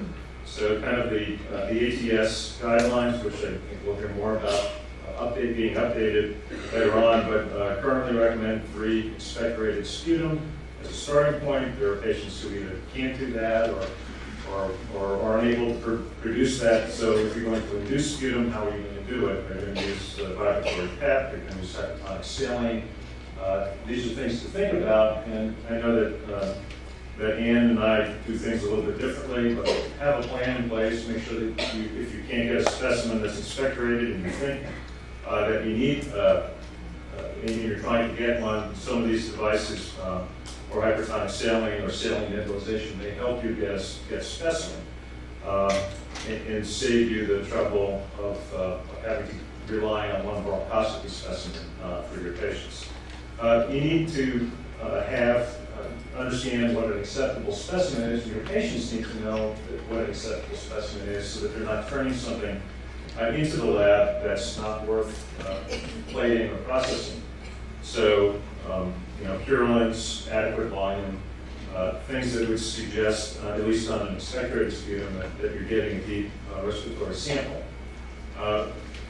For patients with CF, does your lab have a special protocol for decontamination of the specimen and processing that? That's important to be able, not necessarily for the patient to know that, but for you to tell the lab.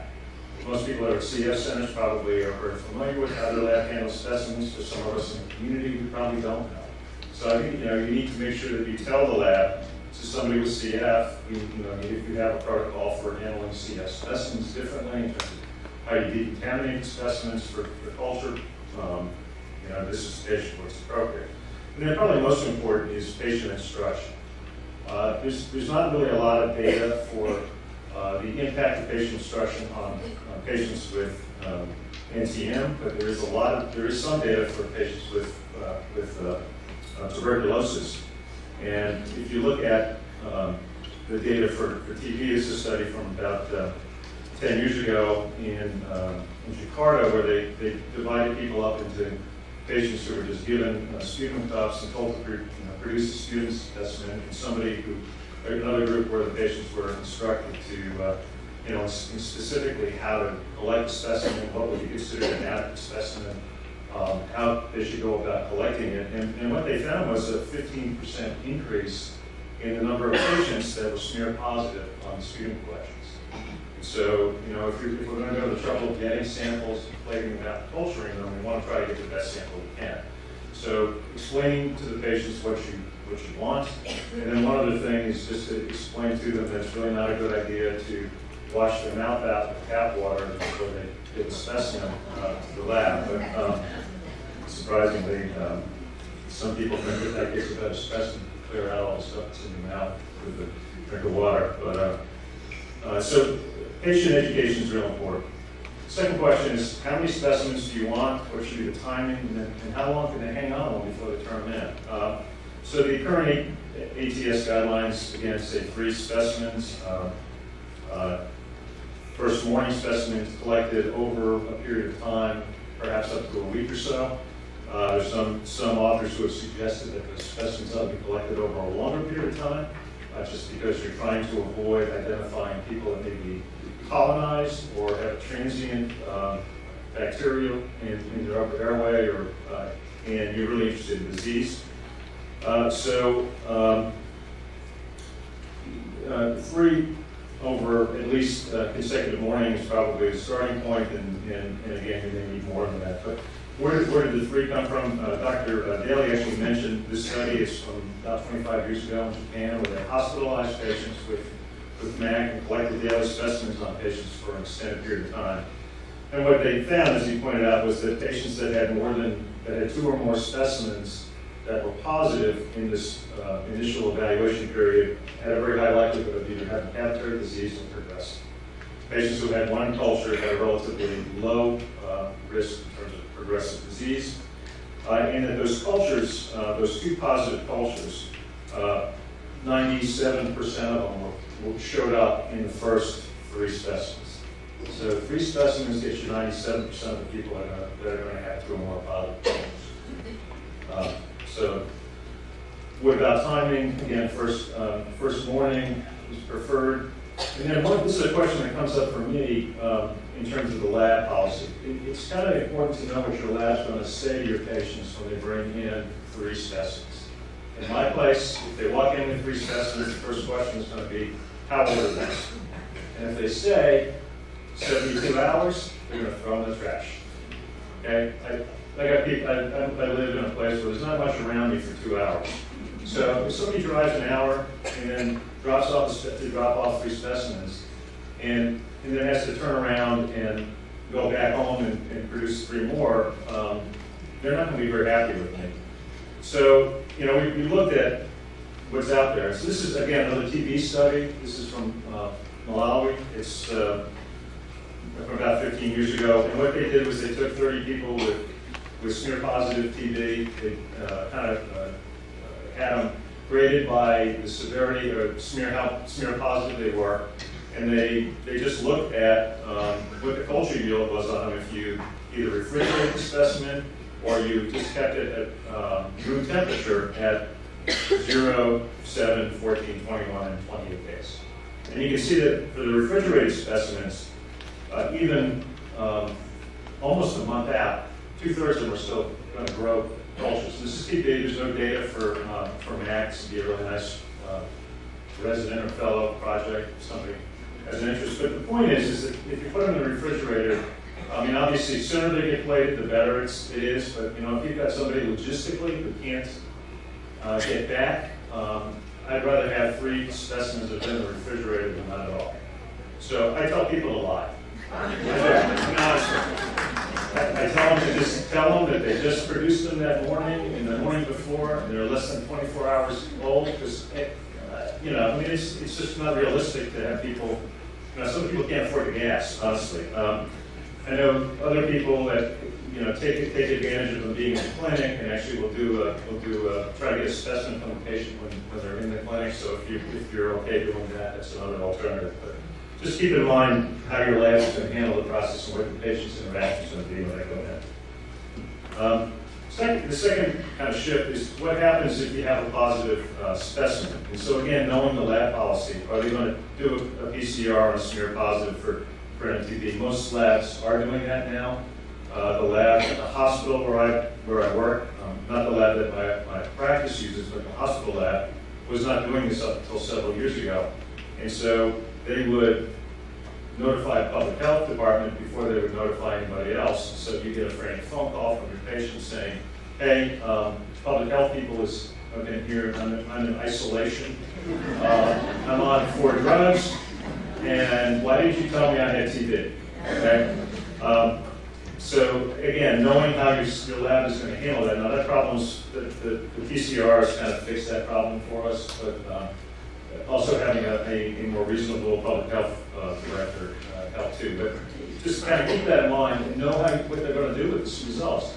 Because if they're going to call the public health department and your patient's going to have somebody come out to their house, better to talk to them about that up front and explain to them why, and rather than wait for it to happen and have to deal with it after the fact.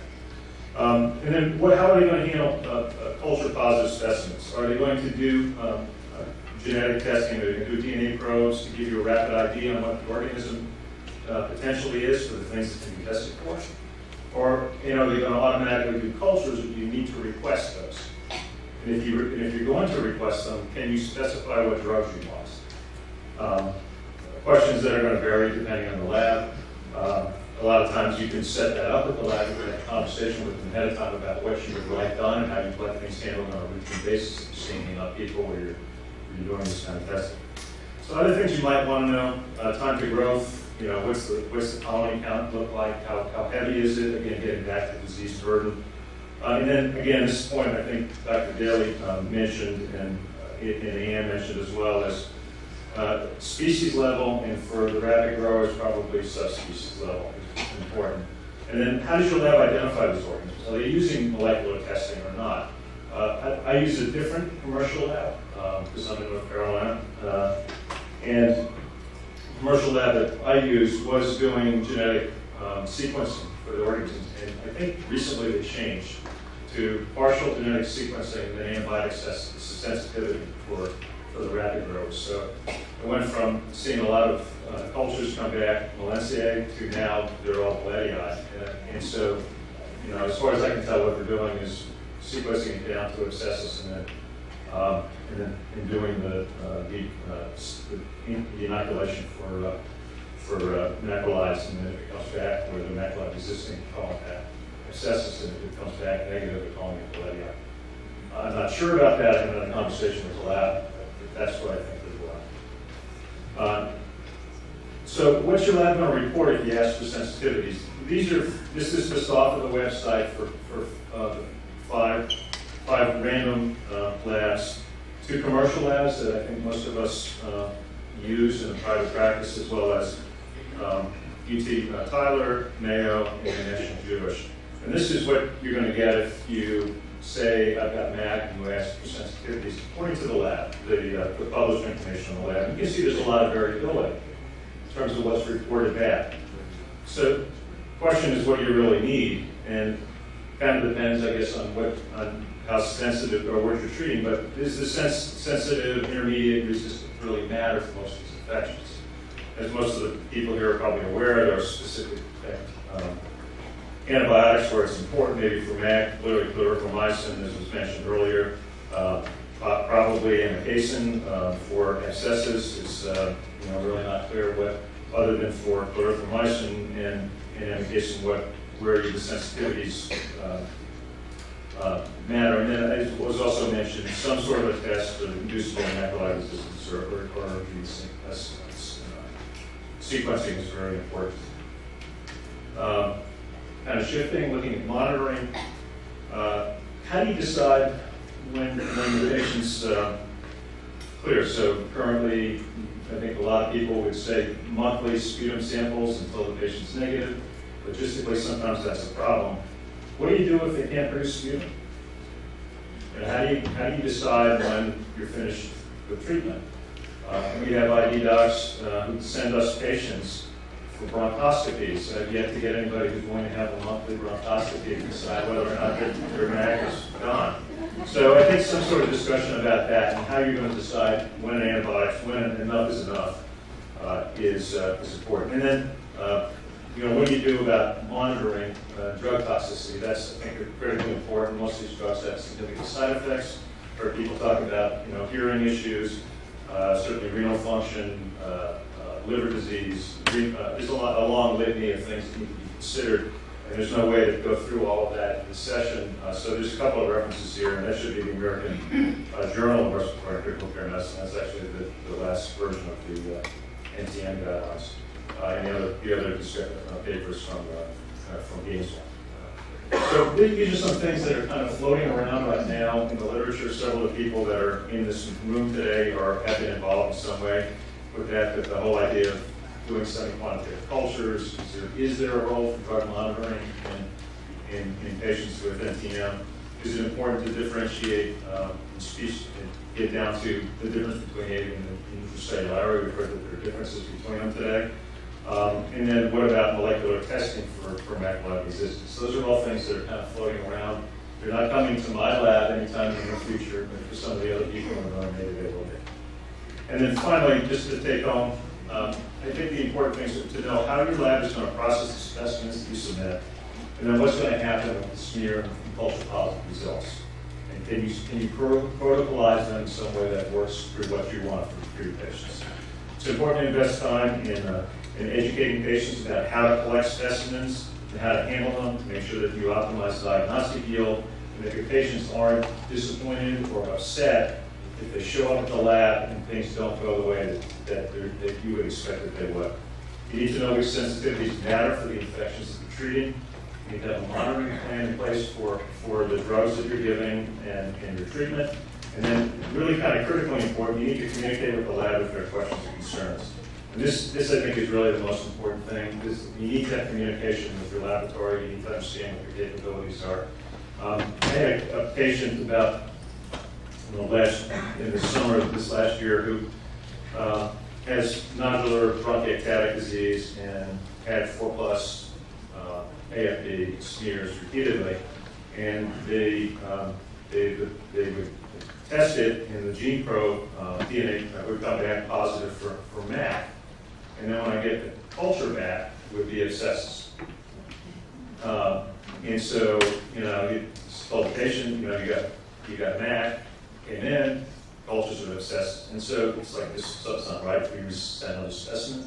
Happened about 3 times. Finally, I got smart enough to pick the telephone up and call the lab, and what was going on was that the gene probe was positive, but the rapid grower just overtook the plate. They could not find a way to tease out the 2 organisms to do the testing. And you know, if you just looked at the reports, you'd probably treat potentially the wrong thing, or only half of what's really going on.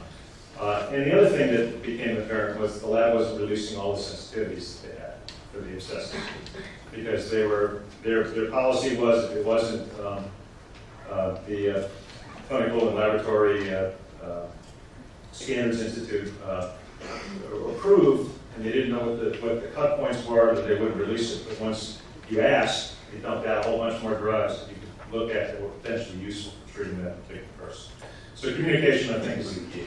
And we just need to make sure that we do a better job as clinicians telling our patients what they need to do and making sure that the lab understands. And if we don't understand what's coming back to us, that we can get in touch with somebody in the lab and get the information we need to provide that.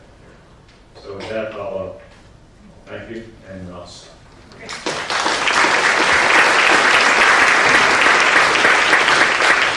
So we have time for a few questions. So a lot of stuff covered in the last couple hours today. Yes, Chris Wakel. And quite often when I'm traveling, if I have an exacerbation and I go in and ask for a culture, I'm told they're not reliable. Time and time again. And I was wondering, it is my understanding that the sputum culture is not really designed for sputum. Is there any headway on that? Sputum culture for back or for? Well, I happen to have Pseudomonas. Yeah, there should be no problem with that. Yeah.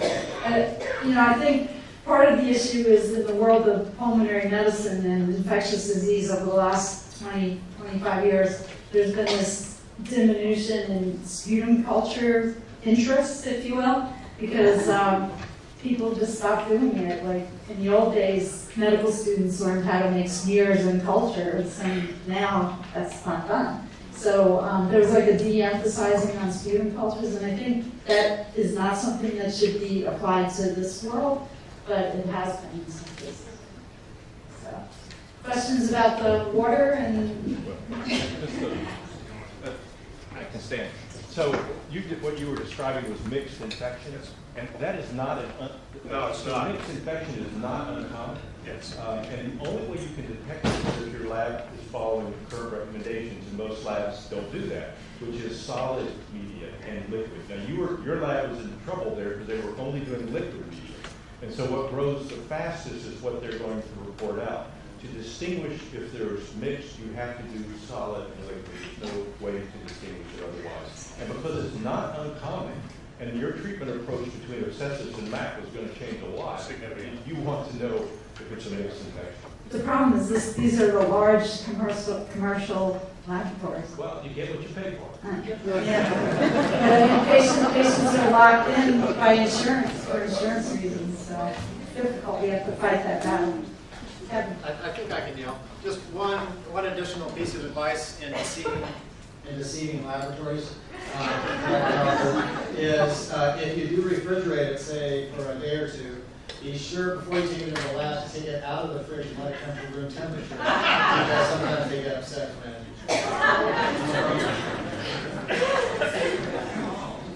Yes. That's a good point. The hour car ride usually takes care of that. Yeah. Put it out in the sun even more, stuff like that. Thank you. A question about water heaters. Nothing has been said about on-demand water heaters, and I'm wondering if anyone has any thoughts on that. I know that they do not normally heat up to 140. In my case, mine is only 125, and that's maximum. I can't heat it any higher than that. We cultured a few of the tankless hot water heaters that are at the point of source. We've only done a few so far because it's actually hard to find them in our area. Not many people have them. And we have not grown it from those heaters. However, the homes that have those heaters, we have grown NTM from the taps. So I don't know if the pipes had pre-existing NTM and the biofilms before those water heaters were installed, because they're fairly recent. Thank you.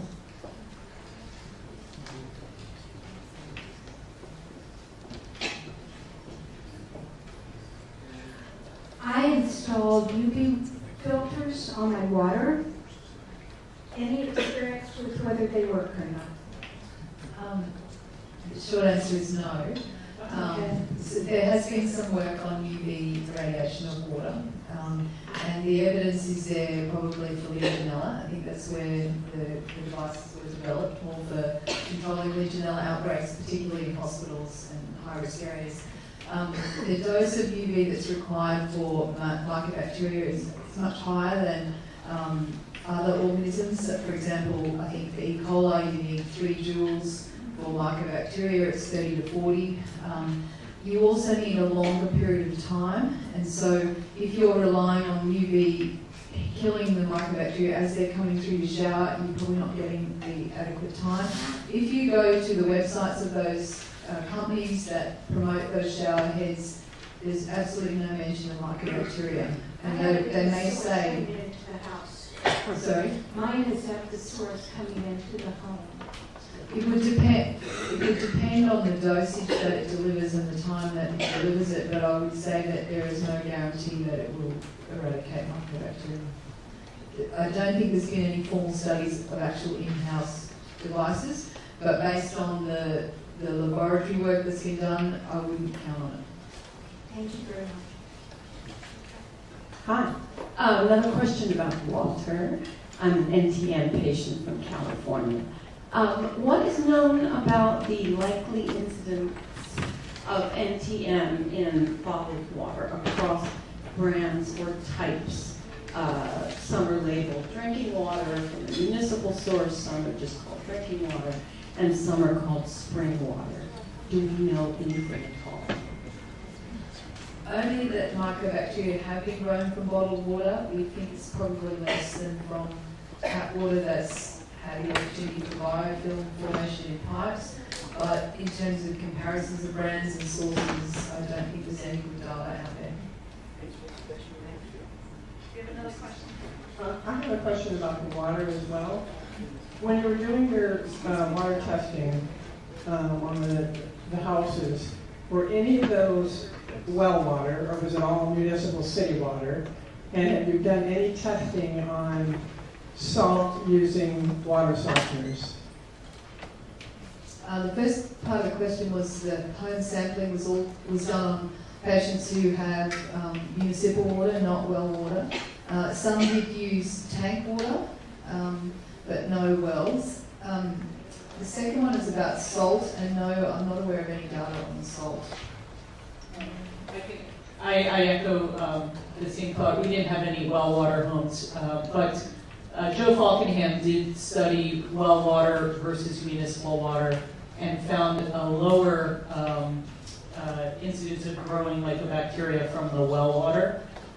And he also says that the salts, for example, I asked him once about ocean water, and he said the salt in the ocean is not an environment that mycobacteria like. They don't grow very well from salt water.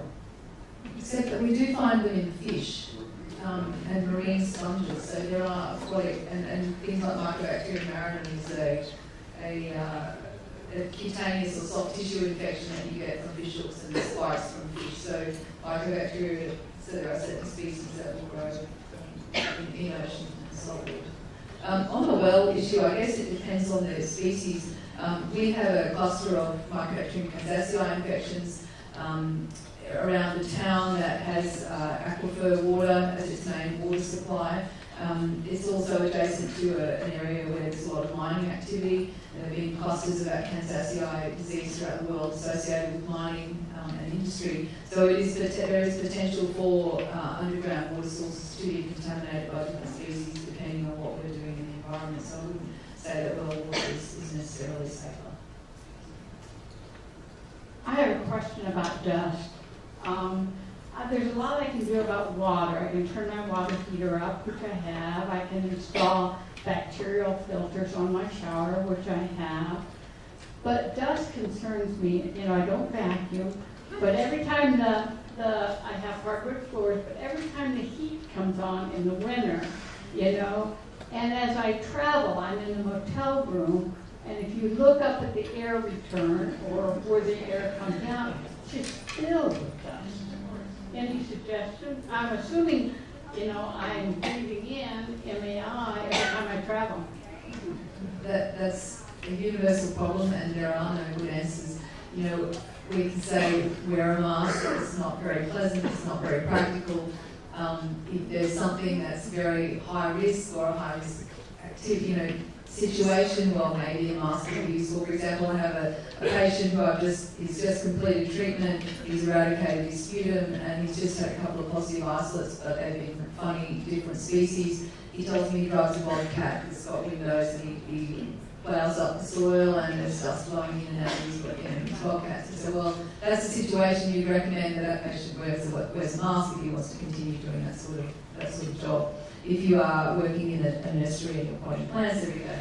But if you're just living in a suburb and suddenly the council wants to rip up your street and fill it with dust, there's not much you can do.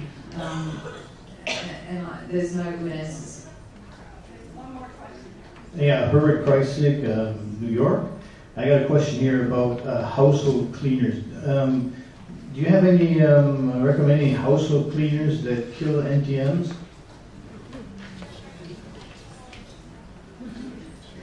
That's dangerous territory.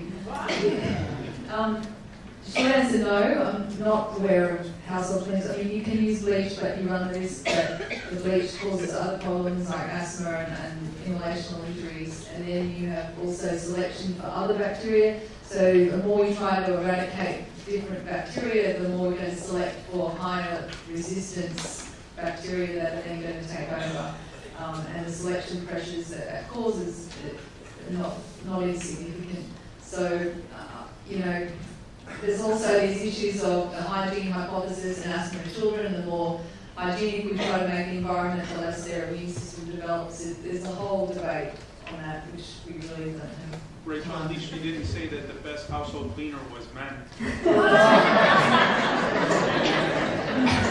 But they need adequate training.